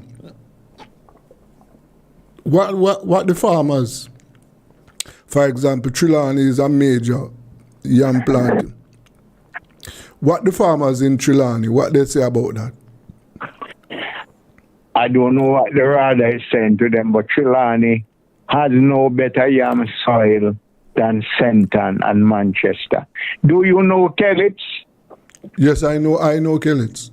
When you go Kellits and go up the hill going on to Mason River, you have some place up there, Reckford and all them place going up. They are as good as Trelawney in yam, you know. Yes. There are a whole heap of area in Jamaica that are excellent for yam.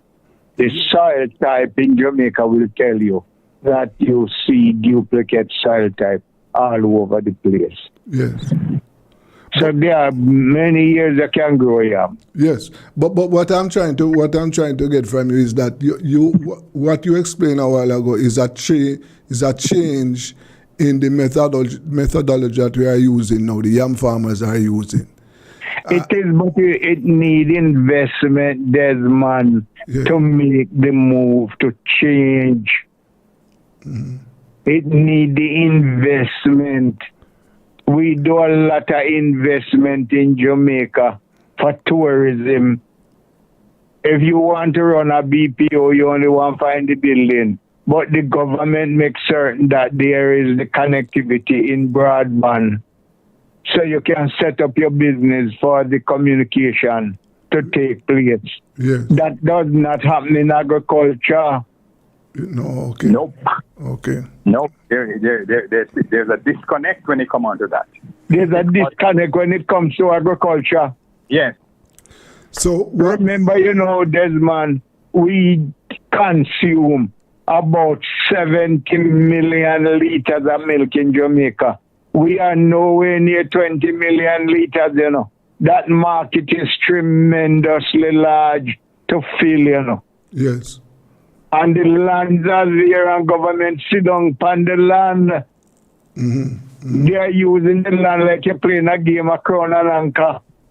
Yeah. So who they want to give the land.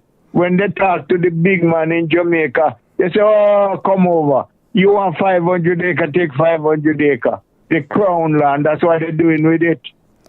But but sometimes, Fulton, let us be fair to the Jamaican people in this aspect of the discussion. If we have good agricultural land on large tracts,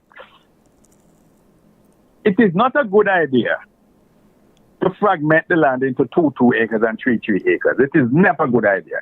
I 100% agree with you. Right. So the government cannot go around and start give away lands of certain sizes to micro investors in agriculture. It can't be done. I'm not saying that should be done, Oma, but they handpick some people who get 10,000 acres, 7,000, and not doing nothing with it. Could it be that the reason why they pick the people and give them 10,000 and so acres is that they are convinced that these people who can afford to invest and bring 10,000 acres of land into production in a shorter period of time than the small man who can, if you give him 5 acres, he takes 12 years to even plant the first. Well, I agree with all that argument. But let me tell you something. I never like to bash a system, but I like to analyze a system. Yeah. Do you think that AIC as an institution have the carrying capacity to deal with the land investment in Jamaica as is? I hear you, Mr. Fulton. I hear you, and I take that point. And if any at all, I have a meeting with the people who are so endowed to do that type of work. I will let them know what the concerns are, because the AIC is bereft of the capacity to handle these things. It need to be rebuilt. Yeah. I heard an excellent news yesterday. The Bureau of Standard, which you have built, really, they are looking and doing some improvement work. I love to hear that. We realize that Jamaica is moving in the right direction, yes, but like Maritime Institute and these places, they continue to rebuild. You have to continue to rebuild institutions. Yep. And I have to say that of my first love, rather, they have to rebuild. Yeah, it has. We don't have the carrying capacity in these institutions right now. And at the same time, they are trying their very best. They are trying their very best. One lecturer at Jamaica School of Agriculture tell me that the difference between the mule and the horse is not necessarily the genetics. It is that one will pull weight but one will move fast. So you have to determine what you want. You need to pull weight, get some mule. You need to move fast, get some horses. We have to determine where we're going and retrofit our institutions now. Yep. If not, we can't move. Yes. Yep. Yes. So, but Because look, before we move from that section, Mr. Richards, the Fulton talk about RADA and the relationship between RADA and that of the College of Agriculture and whatever academic institutions they are in Jamaica, working along with RADA in a manner to augment the qualitative and the quantitative aspect of our extension delivery service to the farmers. But when you look at the extension delivery, how can you deliver extension to a sick enterprise? The enterprise would have to be healthy first before it can absorb the type of interventions that would be brought by these people. Right now, we are in the dry season. We are about to enter the first semi-rainy season for the year. That is in April. Is it April or May? April? Yeah, April will begin look for some rain. We're looking for some rain in April. So therefore, that's an opportunity for investment and for growing your crops. Right. But where is the equipment that the farmers need to prepare the land and prepare everything ready for seeding in May? so rather they don't have tractors. Look, man, if you have 12 tractors for 220,000 farmers, tell me what type of production you can have. Well, limited. So we need to have investment minister. Talk with the Minister of Finance now. Yeah. Because I'm not talking about the Minister of Agriculture, because I'm sure the Minister of Agriculture knows better than what the Minister of Finance is talking about. Okay, so I Agriculture at this time. But I'm talking to the Minister of Finance. We need to have regional farm machinery pools from which the farmers can go and get the implements required to develop their farms so that we can have qualitative and quantitative improvement in that delivery. You're correct, Omar. You're correct. Yeah. But you know something, gentlemen, and Mr. Fulton, I was, for the last 2 or 3 weeks, I've been talking to farmers in St. Elizabeth.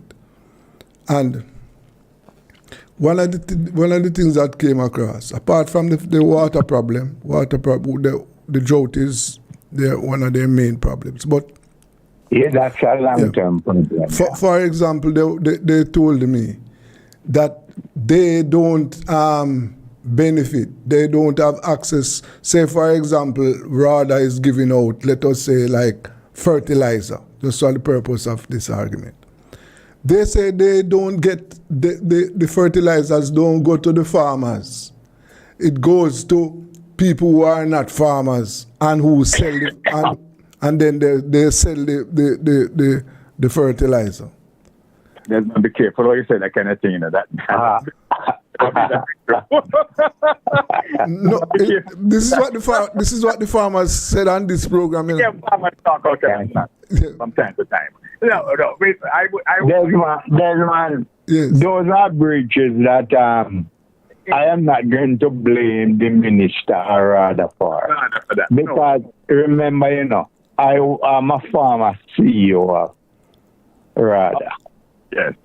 So them say if fish go river bottom and say shark down there. Yes. Shark down there, me tell you so. Once you start with these black tank and fertilizer, the political forces on both sides, the political forces, generally the party in power. When I was there, it was the PNP. And, you know, I tried to talk fairly, and I tried to be a fair man. No matter what you do, some man corner the thing. Yes. Sometimes me as the CEO, is when a truckload of fertilizer go. And me call the parish manager and decide to fire left, right, and center. And then show me a certain letter with a signature which come from nearly under the king foot bottom. Yes. me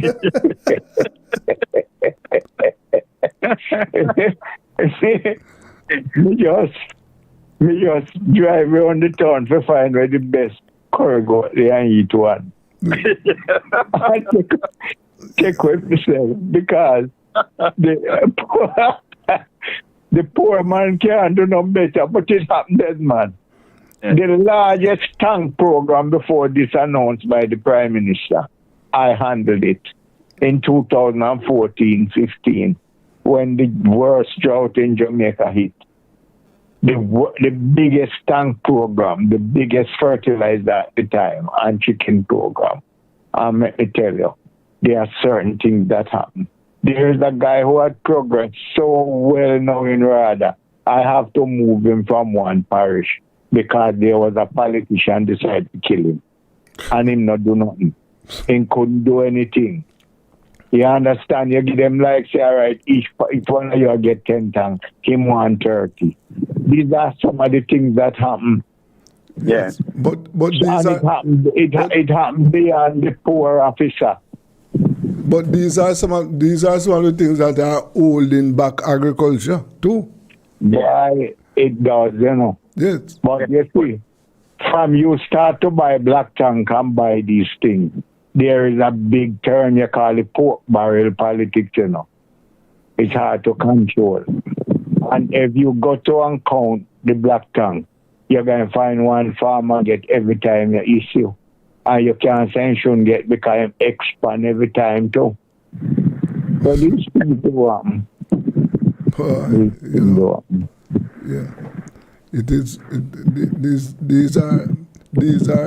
These are some of the realities that we face in Jamaica. And what happened? Those at the bottom are the ones who are mostly affected by these things. Yes. I think what you should do, though, Mr. Moderator Desmond, Yes. the minister is going to do a very good presentation because I am helping him with some part of it. Yeah. And we will hear what he comes out with and then we go. That is why we're not speaking particularly about the Minister of Agriculture now. Give him his No, chance. because he is really trying, you know. He's trying. Yes, give him his chance. I am not coming out in the public to say he's not trying. He's trying. Yes. And I know he called me on many occasions. But that doesn't mean because he called you why he's right in calling you. You know? No. But at least, he seeks a little advice. I'm not saying that he digests the advice, but he called for it. Yes. And, the peers and me talk to, I will give them advice. So yes, that's the most you can do and hope that their, what you would call gestation period is kind of long. it's a very long gestation, this one. Yes, but they are coming on. Mm-hmm. But like some of the politicians who are here today with their nose in the air, we have, I would say, cerebral colic. I hope my minister won't develop that malady and work with the common man.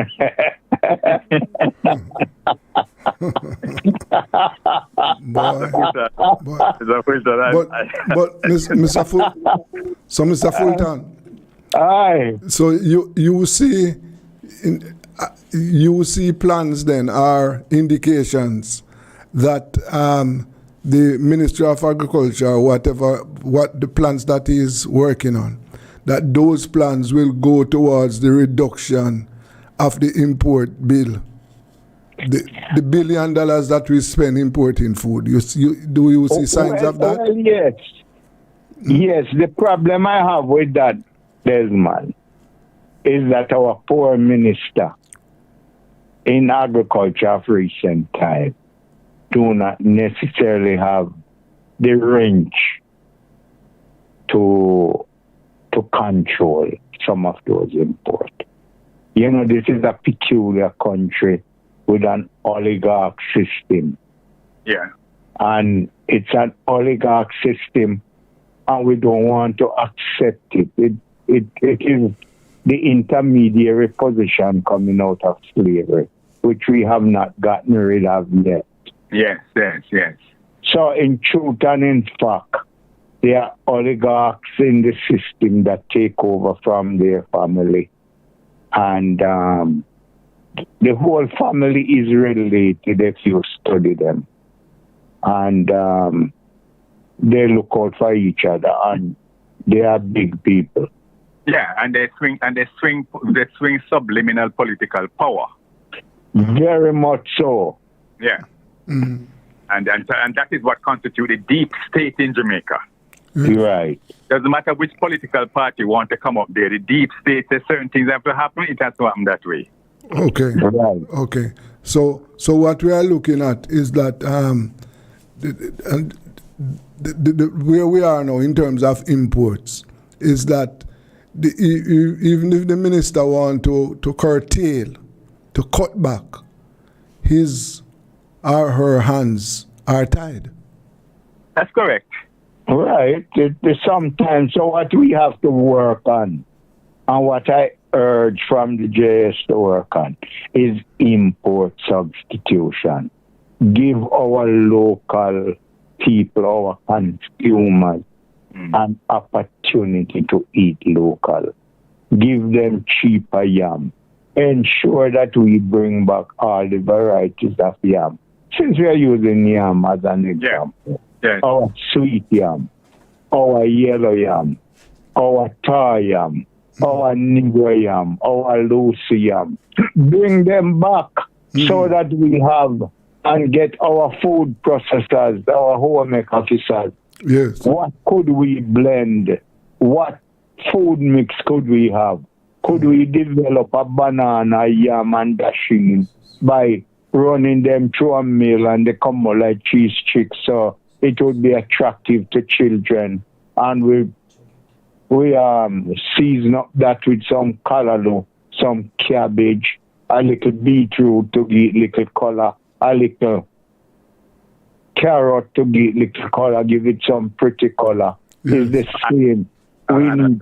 We need to teach them, Desmond, that the body doesn't know anything named rice. Yes. The body doesn't know anything named yam or banana. It know a glucose molecule that constitute the carbohydrate. The body don't know nothing named fish and chicken and pork. It know amino acid. Yes. The protein. It no fatty acid and glycerol when you eat cheese. If we can train our youngsters, get our people more educated, that when they are hungry, they know, say, they need to take in this amount of carbohydrate. You're not looking for no rice. You're looking for some carb.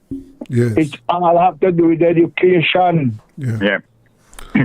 Well, gentlemen, I tell you what, we have run out of time. So we have to continue this discussion at another time. But I can say that right now the situation don't look it's not looking pretty at all.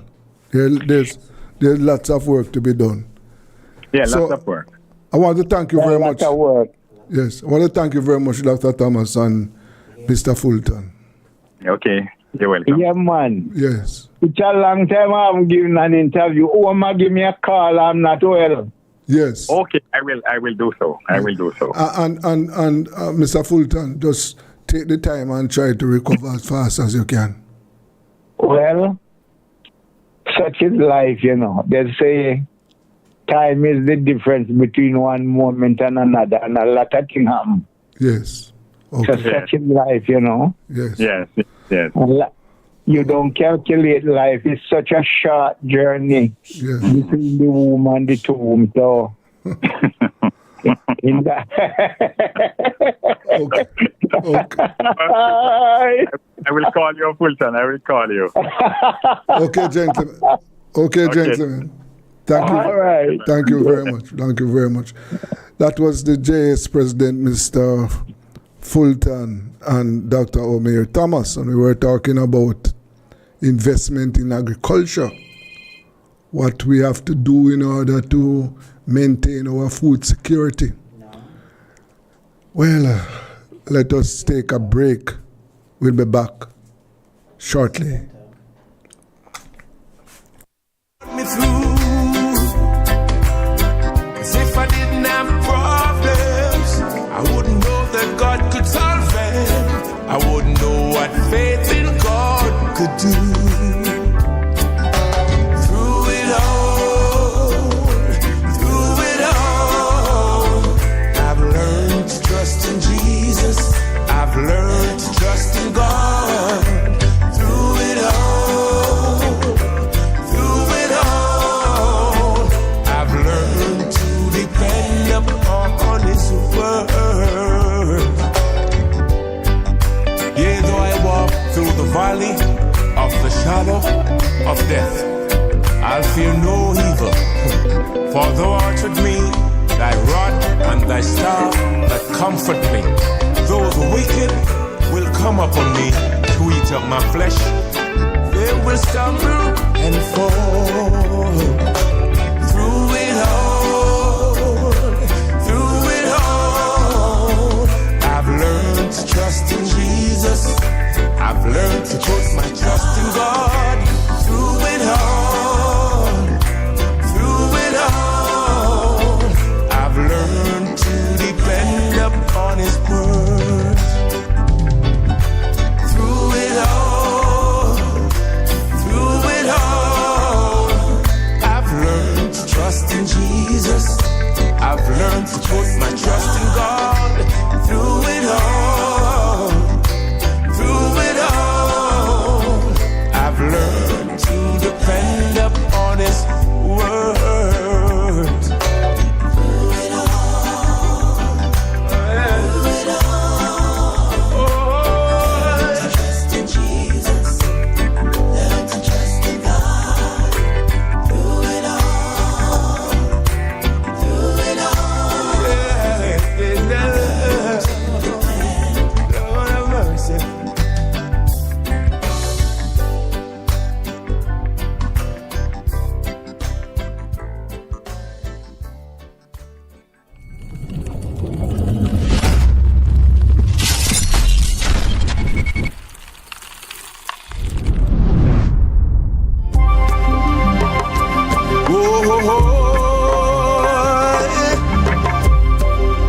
What is to be will be. Come me just a come me just a come, and me no want no botheration. Come me just a come me just a come, and me no want no botheration. Come me just a come, me said that come me just a come. Me no want no botheration. Come me just a come me just a come, and me no want no botheration.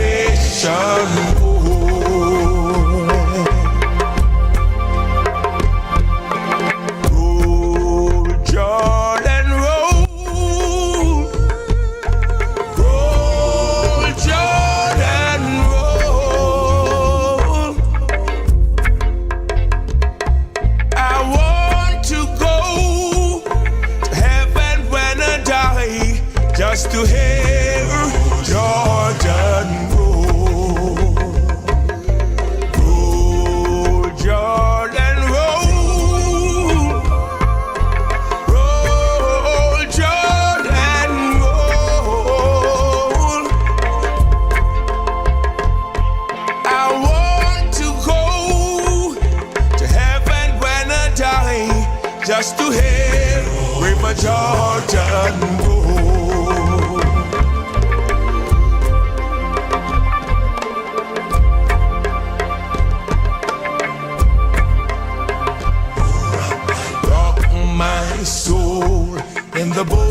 bosom of Abraham.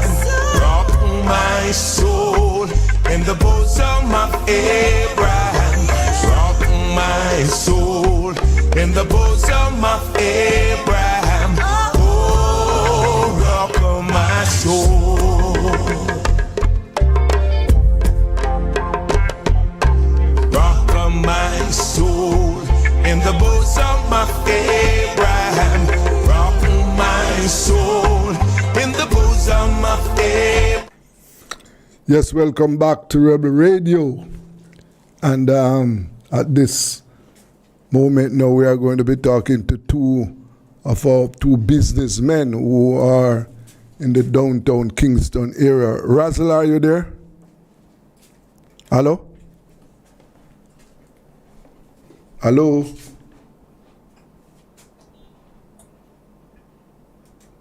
What is happening? All right then, sir. You know, I get him. I don't know what is happening now. Me not tell you earlier, no. Me not show you, no. Me not show you on the phone, so nothing on the panel. Razzle? No, me mute, you know. You get on it? Yeah, he's there. Razzle, you are there? Yeah, man. Bobby, are you there? Bobby? Wait, hold on a second.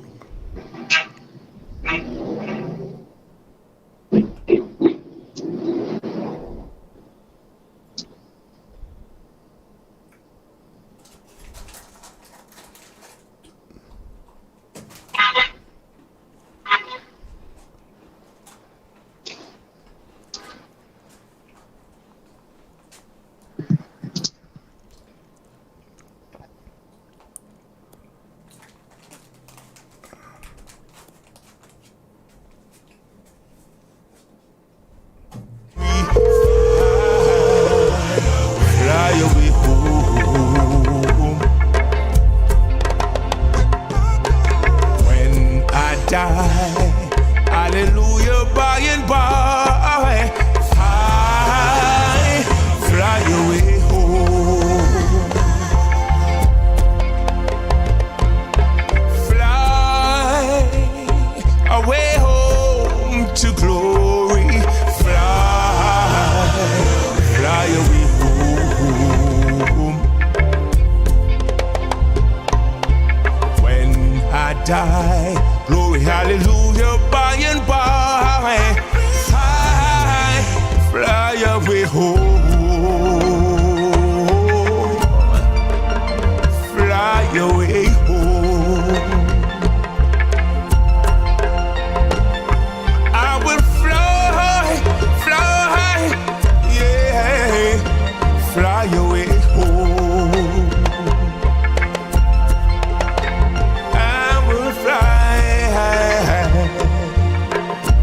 I will fly away home.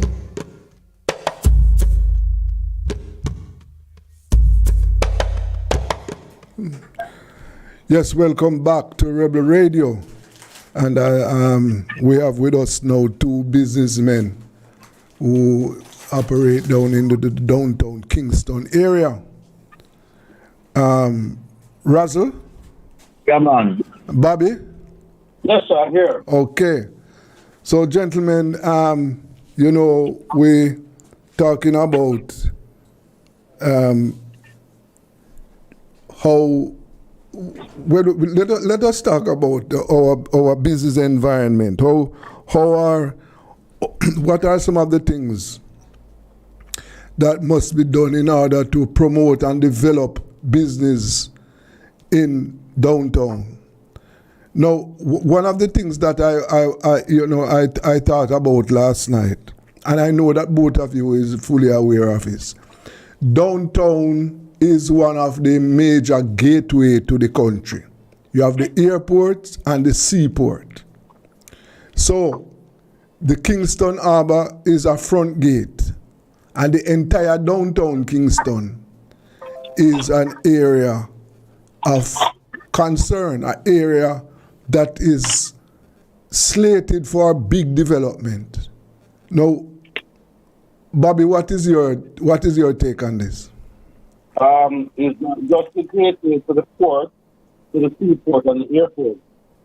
So it also hosted some of the biggest financial institutions, which are the backbone to the development of the country. Yes. And it is sad to see how we treat this area that has done so much for this country that is needed. Because if downtown to be interrupted now, I am almost sure that all the other conspiracies in this country will be disrupted. Mm-hmm. Russell? Yeah. Yes, what is your take?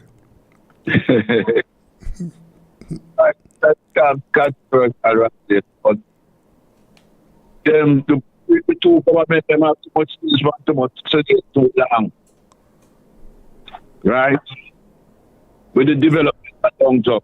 Yes. As Bob said, and as we are saying, and the one that try to think, Edward John about.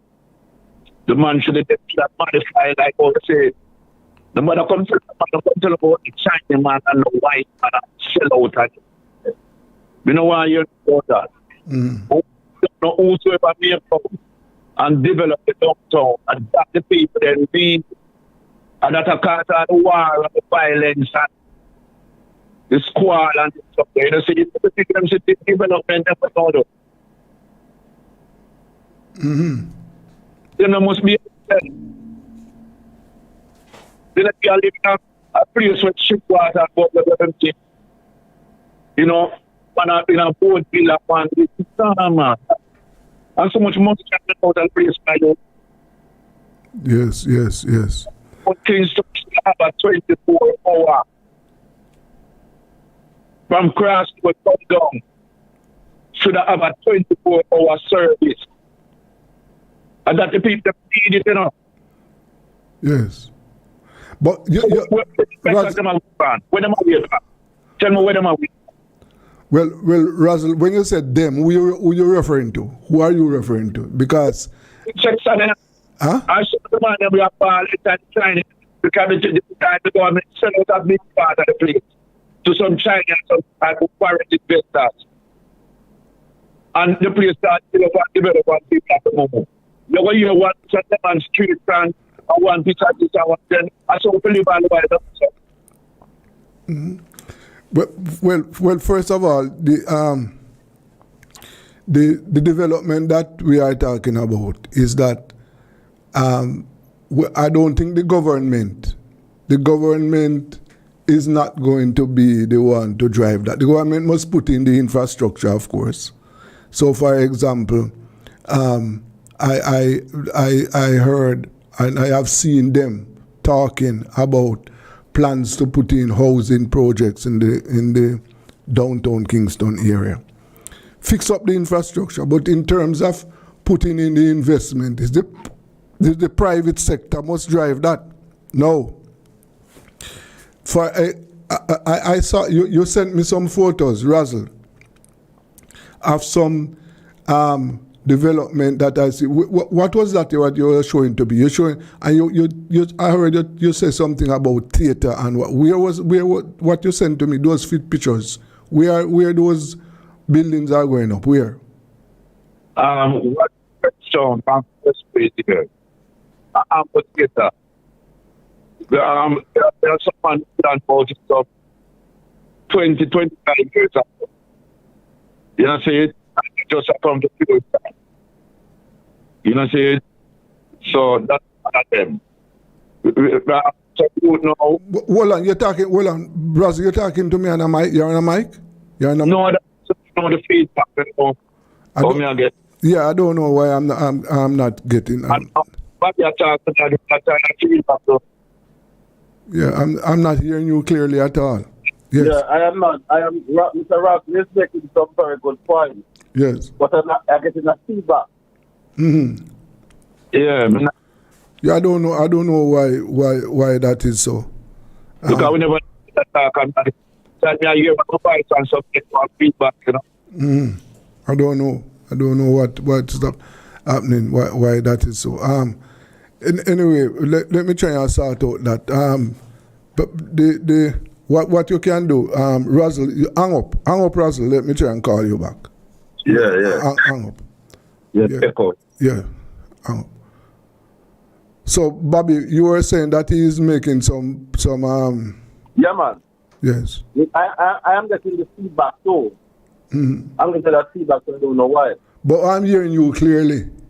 Oh, you hear me clearly? Yeah. Okay. I wasn't hearing him. Yeah, he was making some very good points in terms of the development that is needed. And one of the things that is causing that, and any learned person should know that, the crime and violence, the fact that the state is not being developed. In other words, there's nothing for you to do.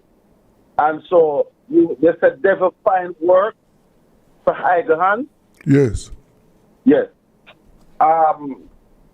So we need, and there is so much to be done. You spoke earlier about what the government, what is planned, the housing that is planned to put in downtown. We don't want houses on the basis of force. We want meaning because we are tired of the garrison control behavior. So we want development. But then you spoke to a while ago the private investors. Yes. Now you speak truth now, sir. If you were on the outside looking into Jamaica and said, boy, I have some money I want to invest in one of these Caribbean countries, would you find yourself in Jamaica at this point in time, sir? Yes. Of course. There are areas that I would find myself. Okay. Yeah. Well, I am scared of the kind of crime, the criminal activities that I see happening in this country right now. I have never seen it before. Yes. Right? And as somebody doing business, I'm scared. Because one, if I put my money in the bank, it is not safe. And my money on the way to the bank is still not safe. No, and we have seen, yeah, we have seen. I am in agreement with you, I am in agreement with you, right? The security situation. But hold on, just hold. I want you to just hold your word there. As a matter of fact, hang up. I'm going to try and call back both of you. Just hang up for me. All right, no problem. No problem. Right. Yes. We're talking to Bobby and Russell, but I'm trying to get them back on the air because we're having I'm not hearing them properly. So I'm just trying to work it out. Russell, you are there, right? Yeah, all right. Hold on. Just hold on.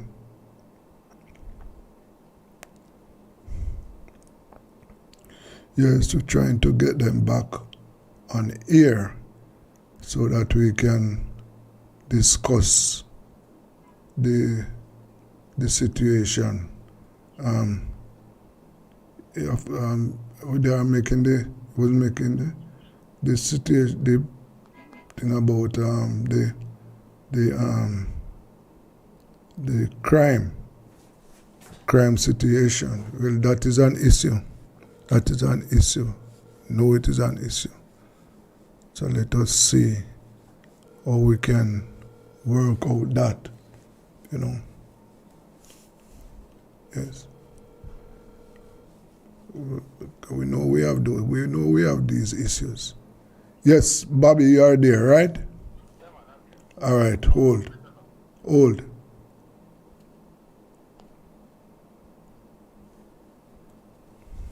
Yeah.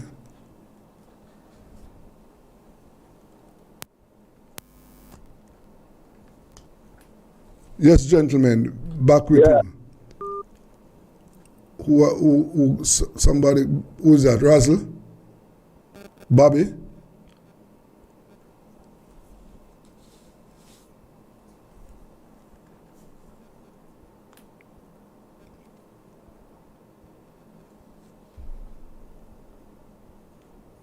All I don't know what happened. I just lost both of them. I don't know what happened there a while ago. I don't know what happened. I don't know what happened.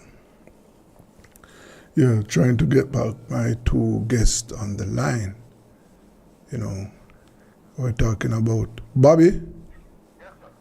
Hold for me. Hold.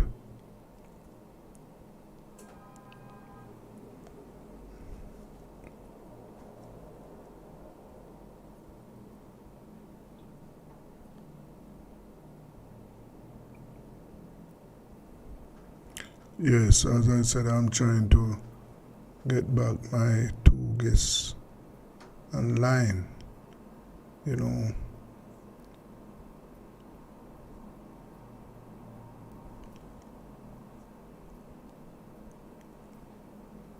I'm just trying to get them back. Yeah.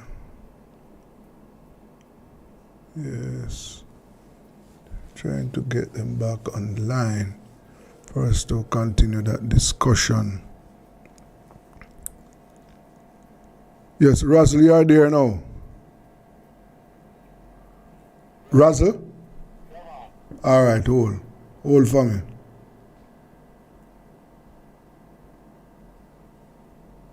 Yes.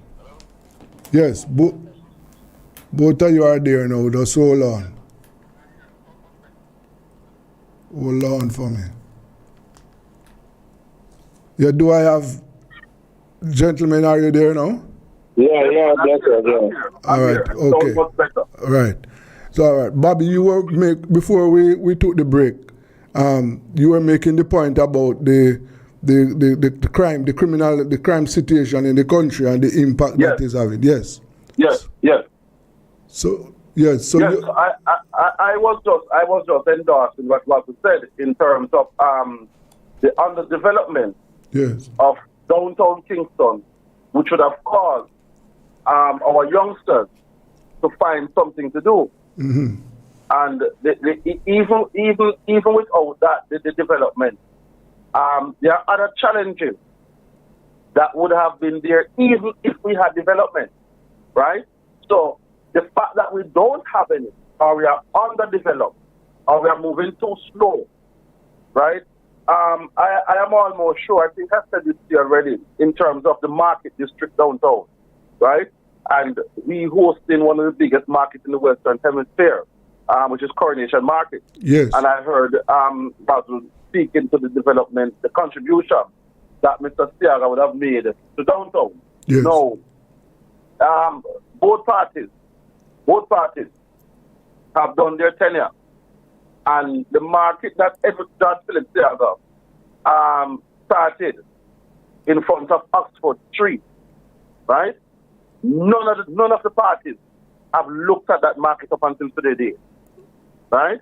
And it is sad. It is sad because, again, here is where 90% of Jamaica goes to buy their goods, to their ground provision, to run their businesses and their homes. Yes. Right? So, again, here's another major place, right? That has to that caused growth and development for this country, which we have totally ignored. Downtown is stink. That's the reality. There's no proper garbage collection, nothing at all. And all I see we are interested in is that the things that brings money to the lower, the poor class of society, we tend to try to take them away from them. That's all I see happening. Okay. Yes. Now, the other thing is that when you and Razzle made this point. Now, downtown is crowded with Chinese business people. All right. There was a time not too long ago. Yes. When those shops occupied by Chinese now were closed. All right. Local business entrepreneurs did not take up those offerings. No, We spoke to that some time ago. yes. No, one of the issues there, one of the issues there is that access to capital. One of the things that we must remember, blacks in this country and in the Caribbean don't have access to capital, And my friend, as a businessman, I will have to disagree. I am not going to be in total agreement with that statement. Yes. Yeah, me agree with you, sir. Me agree with you too. We as black people, you see, we tend to love to profile other than building. Yes. You remember when the shiny men just came here, we used to mock them and tell them we wear one slippers and then drink crackers, then eat crackers and drink water every day. Yeah? But they were working towards something. Yeah. So these Chinese, they got the consignment and they got the loan and they live up to their responsibility to pay back their money. No, we don't do that. We hide. We buy the biggest car. We have the most woman. We have the biggest meal. We keep the biggest party. That is what we call living as black men, right? And it is sad. It is sad. And it's a culture. It's a culture which we need to change. Yeah. Because I can tell you that I have a little business. This is what I mean. I have had access to getting money from places, right? Sometimes I choose not because I am not ready yet. Yes, true. Money because the environment does not let. All right then. They can do it for you. Yes, since about $1 million. Yeah. You want to pay the loan. Pay a bunch of fire. Yeah. All right then. So we come back again, so the whole point of fixing the community, fixing the infrastructure, fixing the problem, so that business can thrive. All right then. You can hear for it. When you say fix the community, what do you mean? Who must fix the community? It comes back again to the people who are paying to do that, Mr. Holt. It comes to the people who are paying. Yeah? So, again, look, the major issues we are having is crime and violence. That's what is affecting us. Yeah? So, what we need to do is to see how we can develop these places. Right? For example, you know how good it would have been if it takes some of the guys down by that live in the surrounding area from the Coronation Market that is now collecting on the outskirts for safety or whatever the case is. Train them, show them a better way of life, and formalize the system, right? That they do what they're doing and get paid for what they're doing legally.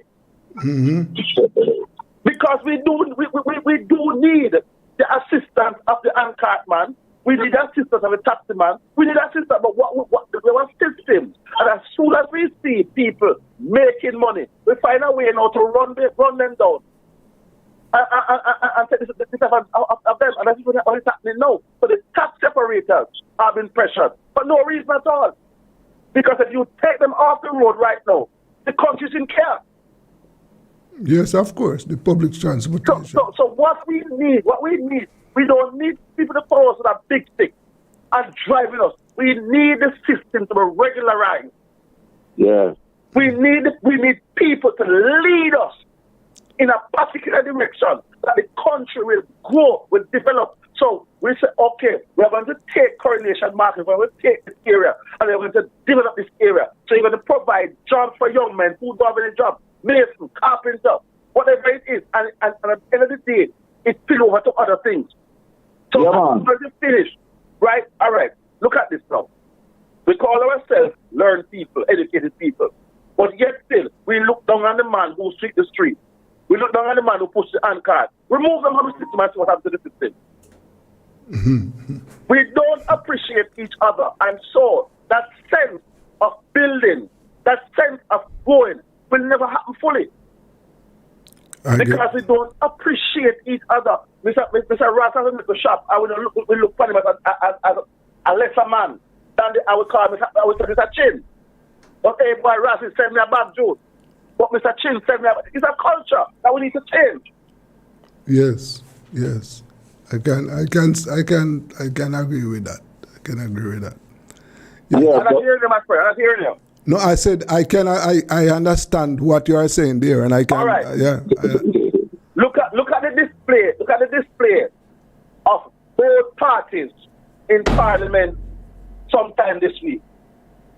Look at the display of both parties. Mm-hmm. It's disgusting. It's distasteful. Now, let me ask you a question. As our leader, what example are you setting for those who you are leading? Yeah, well, you know. But at this one, you get stoned. Is what? No. All right, Russell. Yeah. Some time ago, the present member of Parliament for West Kingston said it is when he went over by Horizon, he saw the state of Maypen Cemetery. How can you make a statement like that? When you are the member, you are the councillor, you were minister of local government, you then become member of Parliament, so you have had that consequence for years. And you are going to say to the people of Jamaica, it's just now you are seeing the state of the cemetery? Something is wrong with us, my friend. No, what has happened, you know, let us face up to it. Yeah. The political actors, yes, they are not being honest with us. But we are not being honest with ourselves either. It is not difficult for us to see that. We listen to what they say, and we see how they operate, and you can see the disparity. You can see the dishonesty, right? But we need to take a stand. Yes, of course we need to take a stand. We need. You know, my argument is not orange or green. Yes. It's red. It's green, black, and gold. Yes. Yeah. So whatever party you belong to, you must be able to say no. Mr. Golden, this is wrong. Yes. It can't move the country forward. Mr. Holness, this is wrong. It can't move the country. And until we come to that understanding, the three of us here, so now, we meet up in a group and we discuss something. One of us should not go around the corner, or two of us, but take the money and then come back and vote for what the people don't want. Mm-hmm. Because it benefits just two persons at the time. Yes. Because we got to look at the majority that it's going to affect. That is something that we will have to address. When I said we, I mean the people of Jamaica. Yeah, but it's still, it's a we there sort of, and as I said, we don't want to stretch back and go back in time. Yeah. And discuss where both, we want to deal with the future right now. Yes. And where we can help to do. Because we have a for argument, we never done and with this never done, and that never done. What we can drive at all time, what we can do now is sustain to bring forth the future. Mm-hmm. Yeah. You know, say, and as I say, me a stress man, it can happen now, pertaining to the development of downtown. Yeah. There's some set of people, there's some set of people who when we see her, I'm a born and go over them. Some of them usually in a cheer up at the pan and do a salt lane and shit lane there. And I have to raise up the hand to them. Mm-hmm. You see the ads on them? Yeah. Me have to raise up, especially Mark, you remember me? Mm-hmm. Usually build bucket and wash pan car go sell them down on Princess Street. Yes. And we see where them man they come from. Yes. And every time they do something, them always are modified. You know, them always are modified. As the time change and certain things change, yes. Them modify themselves. So I'm asking the question, what does that mean? It means that all of us can grow. Yeah. And in this set of people, them have to raise up my act to again. Every time, because they created them two people, they create no employment, they keep shut up fire. And if we have 10 more somebody like them downtown, it would be a better place. Mm-hmm. The masters there. Mm-hmm. Yes. We know them from them a shit lane and salt lane, you know. Yes. Mm-hmm. When them a come from the slum, you know. Yes. And they never drop the ball, put it into downtown, you know. So let us go back to the point about capital and determination. Yes. And understanding what you want. Okay. You know what I'm saying? Yeah. And it's a group of family when a party and a wear this and squander that, then just believe in our development. Yeah. Gentlemen, I want to tell you though, you know, so we have exhausted our time. Just no, man, your time too short, this man. Yeah. Just bring us back next week. Just bring us back early next week. All right, let us plan for it next week again. We try and start earlier, yeah. Right? Yeah. Razzle, I want to ask you this question because you should be our foundation again in West Kingston. Have you ever seen the place like this before? Don't answer Russell. Next week he will answer you. Next week we will answer. I want to thank Bobby and Russell for you be the ball supposed to do the answer. Yeah. All right, the ball. Nice talking to you, sir. Respect. Next week, gentlemen, have a good evening. All right, good. Same to you, man. Blessed love, man. Okay. I'm not stop beat the drum, beat it same way. All right. Yes, that was Bobby and Russell, man, with talking about how we are going to deal with downtown Kingston. Yes. And it is a real situation down there, man. But it can be dealt with. And it has to be dealt with. It has to be. Now we are preparing to our next program is racing. And you know today is Friday. Yes, Mr. Sutar. All right, don't move. We are ready for you now, right? Okay, sir, stand by. Yes. It's time to deal with the racing situation. Yes, man. And it's boy, we have to do whatever is possible in order to get things going. We have to do that. We must do that. Because if we don't do that, then we are going to be in some problems. We are going to be some problems. Let me see. Let me see what is happening here. Yes, sir. Yes.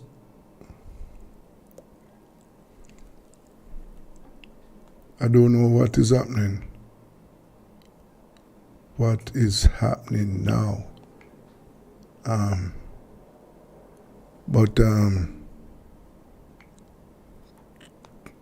Yes, just trying to get our things together for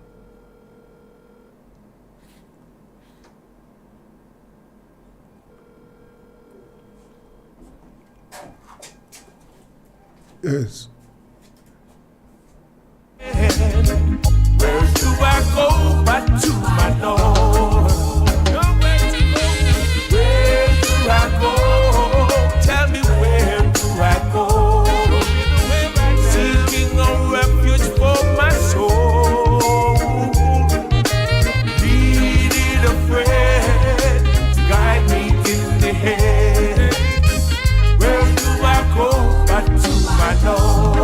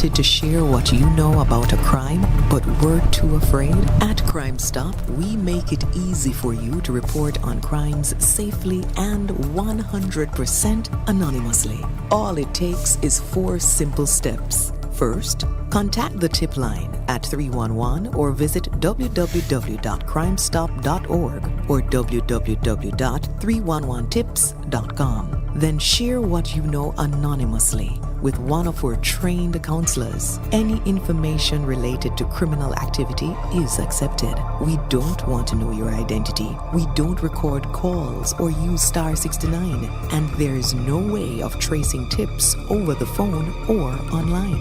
You'll also be given a file number for your tip. Next, track the progress of your tip by calling our tip line at 311 and quoting your file number. Finally, if your tip leads to success, you will be eligible for a cash reward. Rewards will be paid out upon request through a trusted disbursement agency with verification process to ensure that your identity remains hidden. Share what you know anonymously. Contact Father God, well, Lord, your love has made me strong, and for that, I'm all yours. Well, Lord of mercy, oh, yeah. Oh God, I'll never find the words, the Lord, to tell you how I feel, dear God. Mere words could not explain. Yeah, gracious Lord, you held my life within your hand, created everything I am, taught me how to live again. Only you care when I needed a friend, making my promise. Oh, this song is for you, filled with gratitude and love. Oh Lord, I thank you. You make me feel brand new. For blessing me, I adore you. Almighty God, I love you. I sing this song for you. Father God, I adore you. Yeah. My Lord, whenever I was insecure, you built me up and made me sure. You gave my sense of pride back to me. Only you care when I needed a friend, making my promise. Oh, this song is for you, filled with gratitude and love. I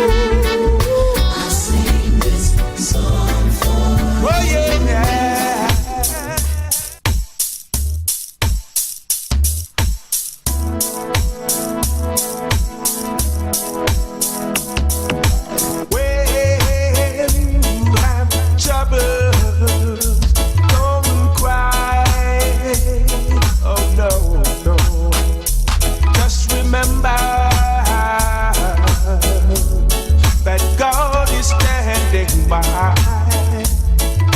Hold on, yeah.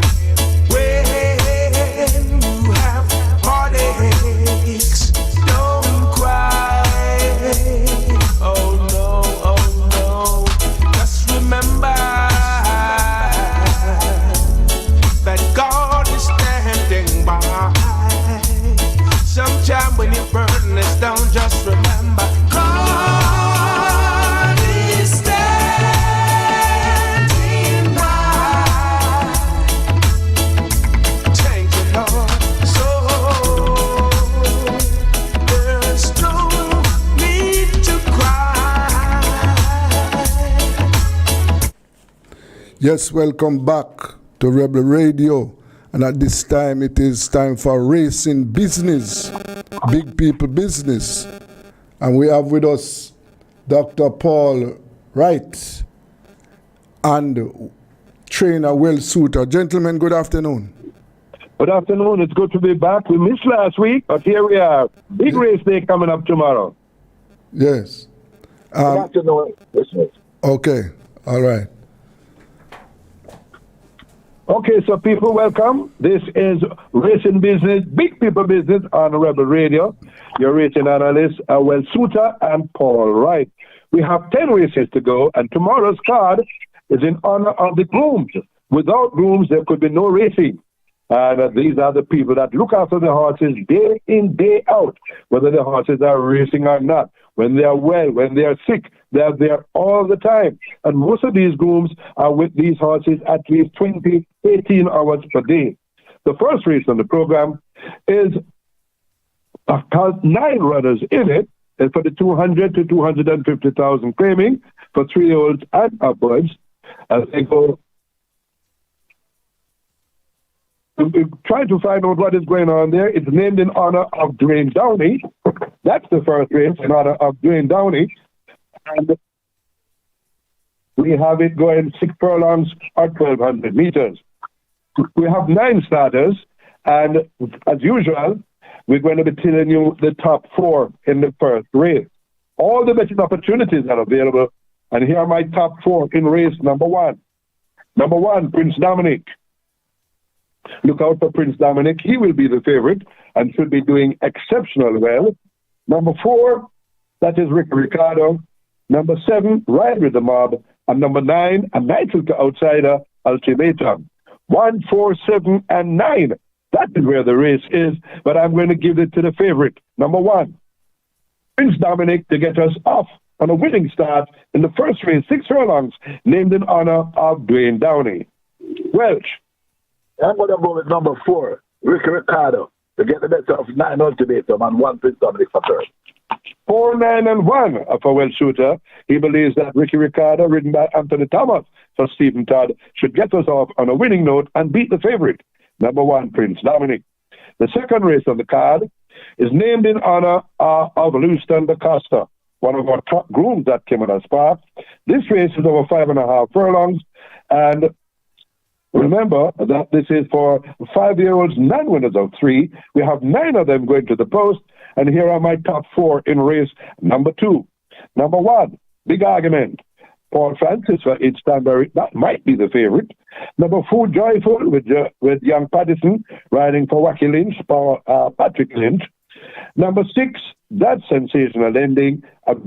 Didn't please me so much the last time. This was at racing. And number 8, Silver Fox, with Dane Dawkins and Gear Sobrati teaming up for this one. And we know this combination of Dawkins and Sobrati, how lethal they are.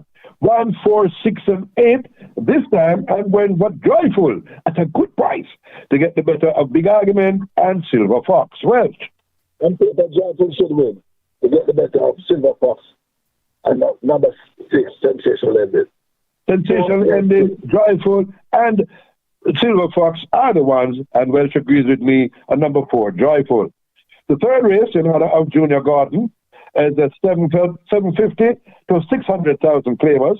They go 6 furlongs or 1,200 meters. A lot of sprint races tomorrow, and we only have 8 starters in this one. My top 4 here in the third race on the program. Number 1, Wandon, Dawkins, and Hussey Good to see Percy Hussey back on the field.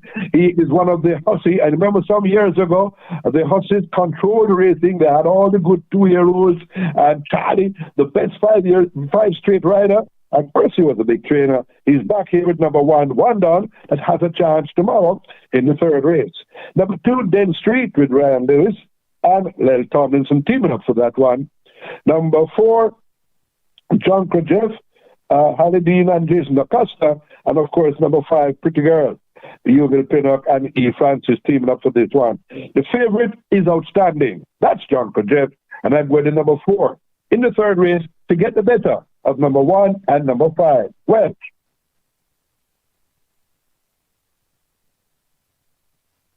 3rd race, number Welsh, who would you like?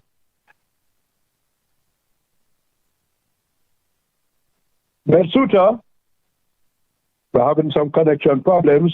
In the 3rd race, well, Suter, who is your fancy?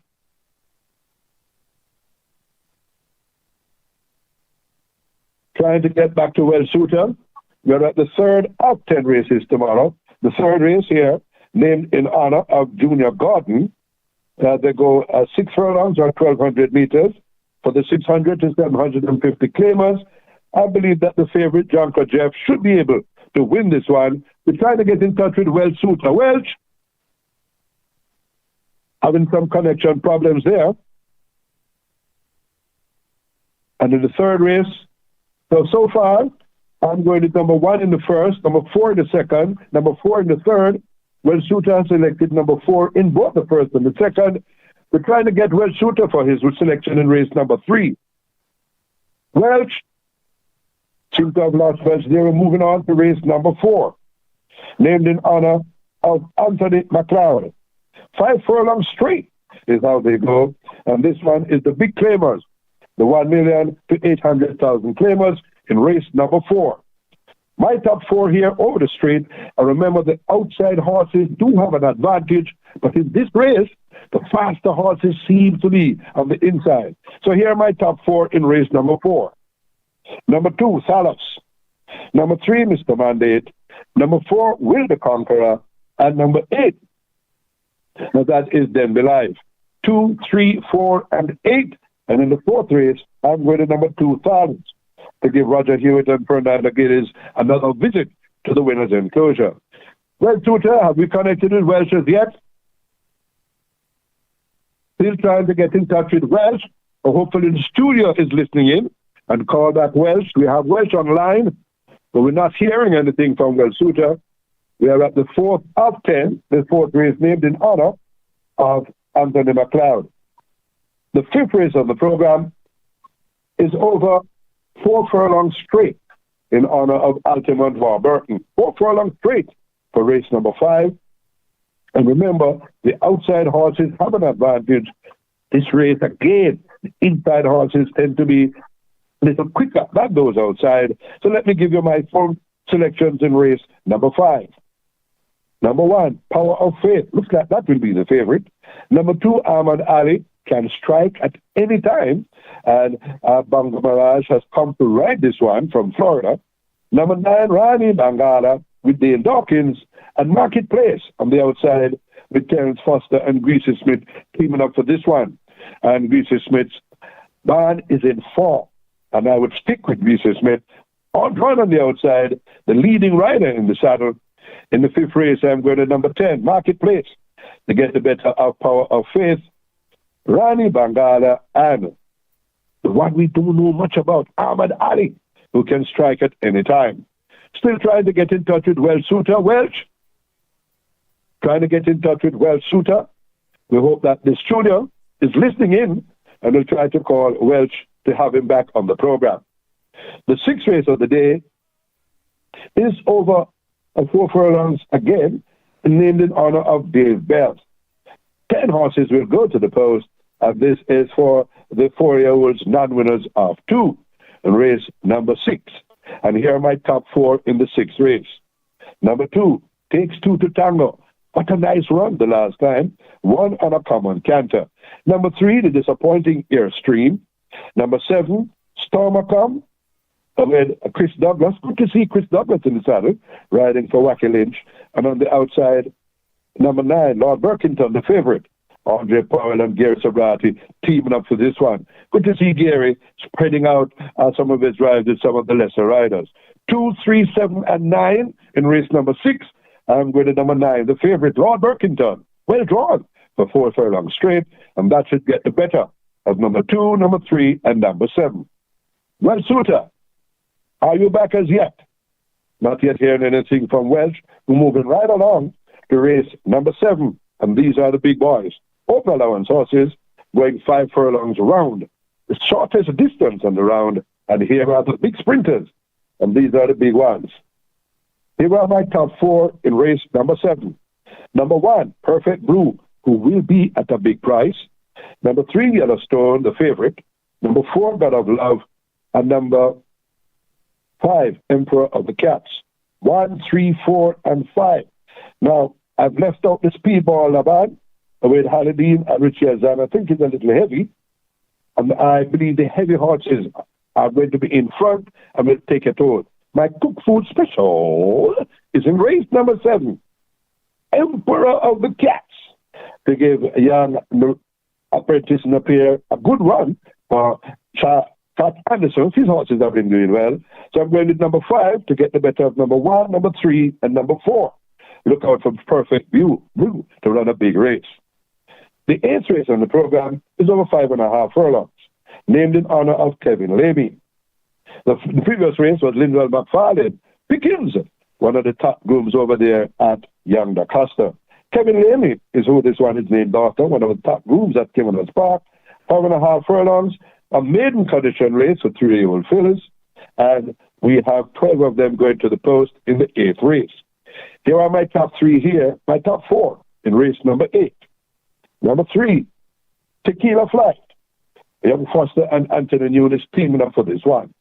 Number 4, She's a Mirage with Young Luce and DaCosta. DaCosta has a strong hand here.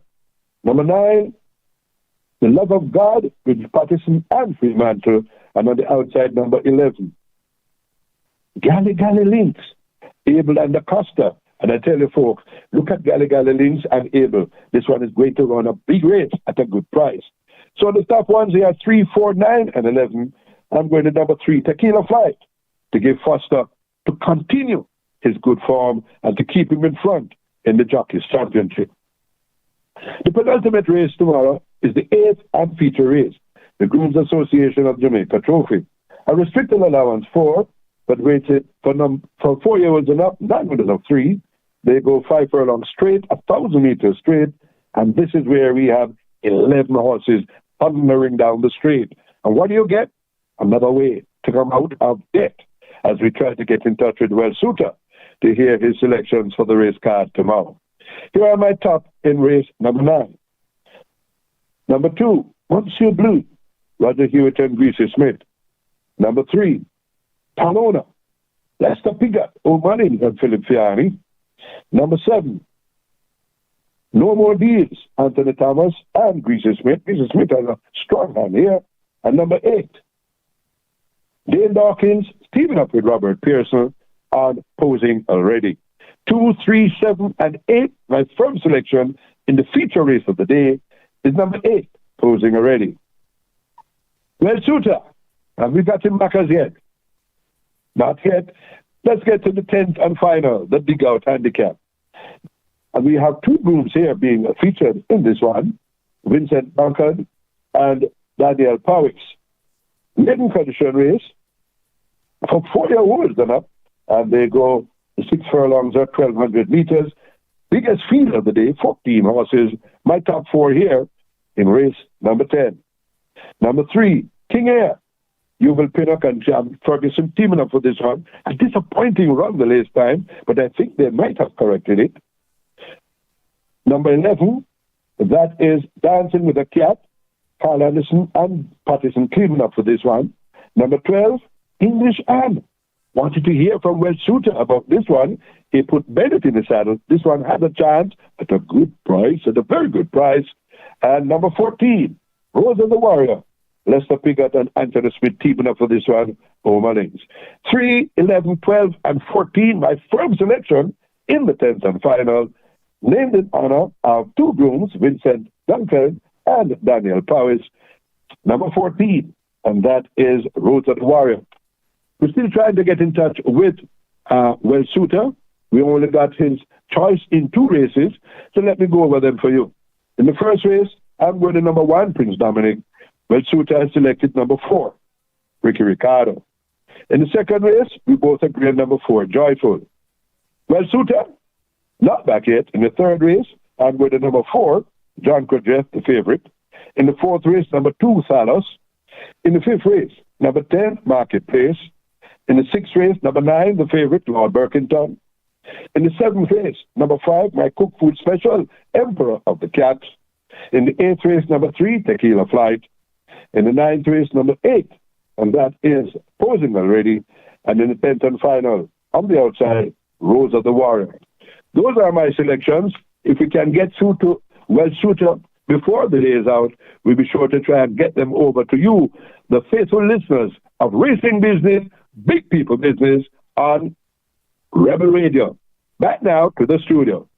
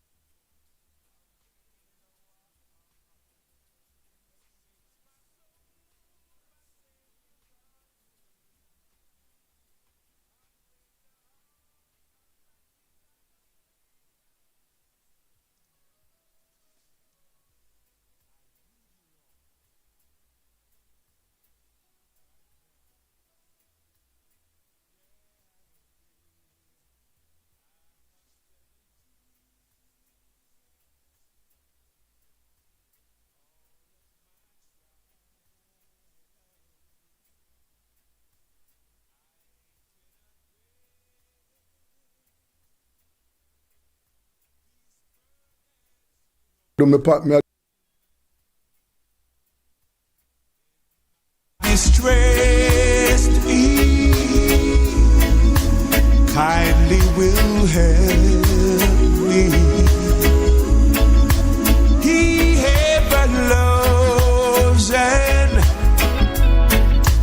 cares for his own.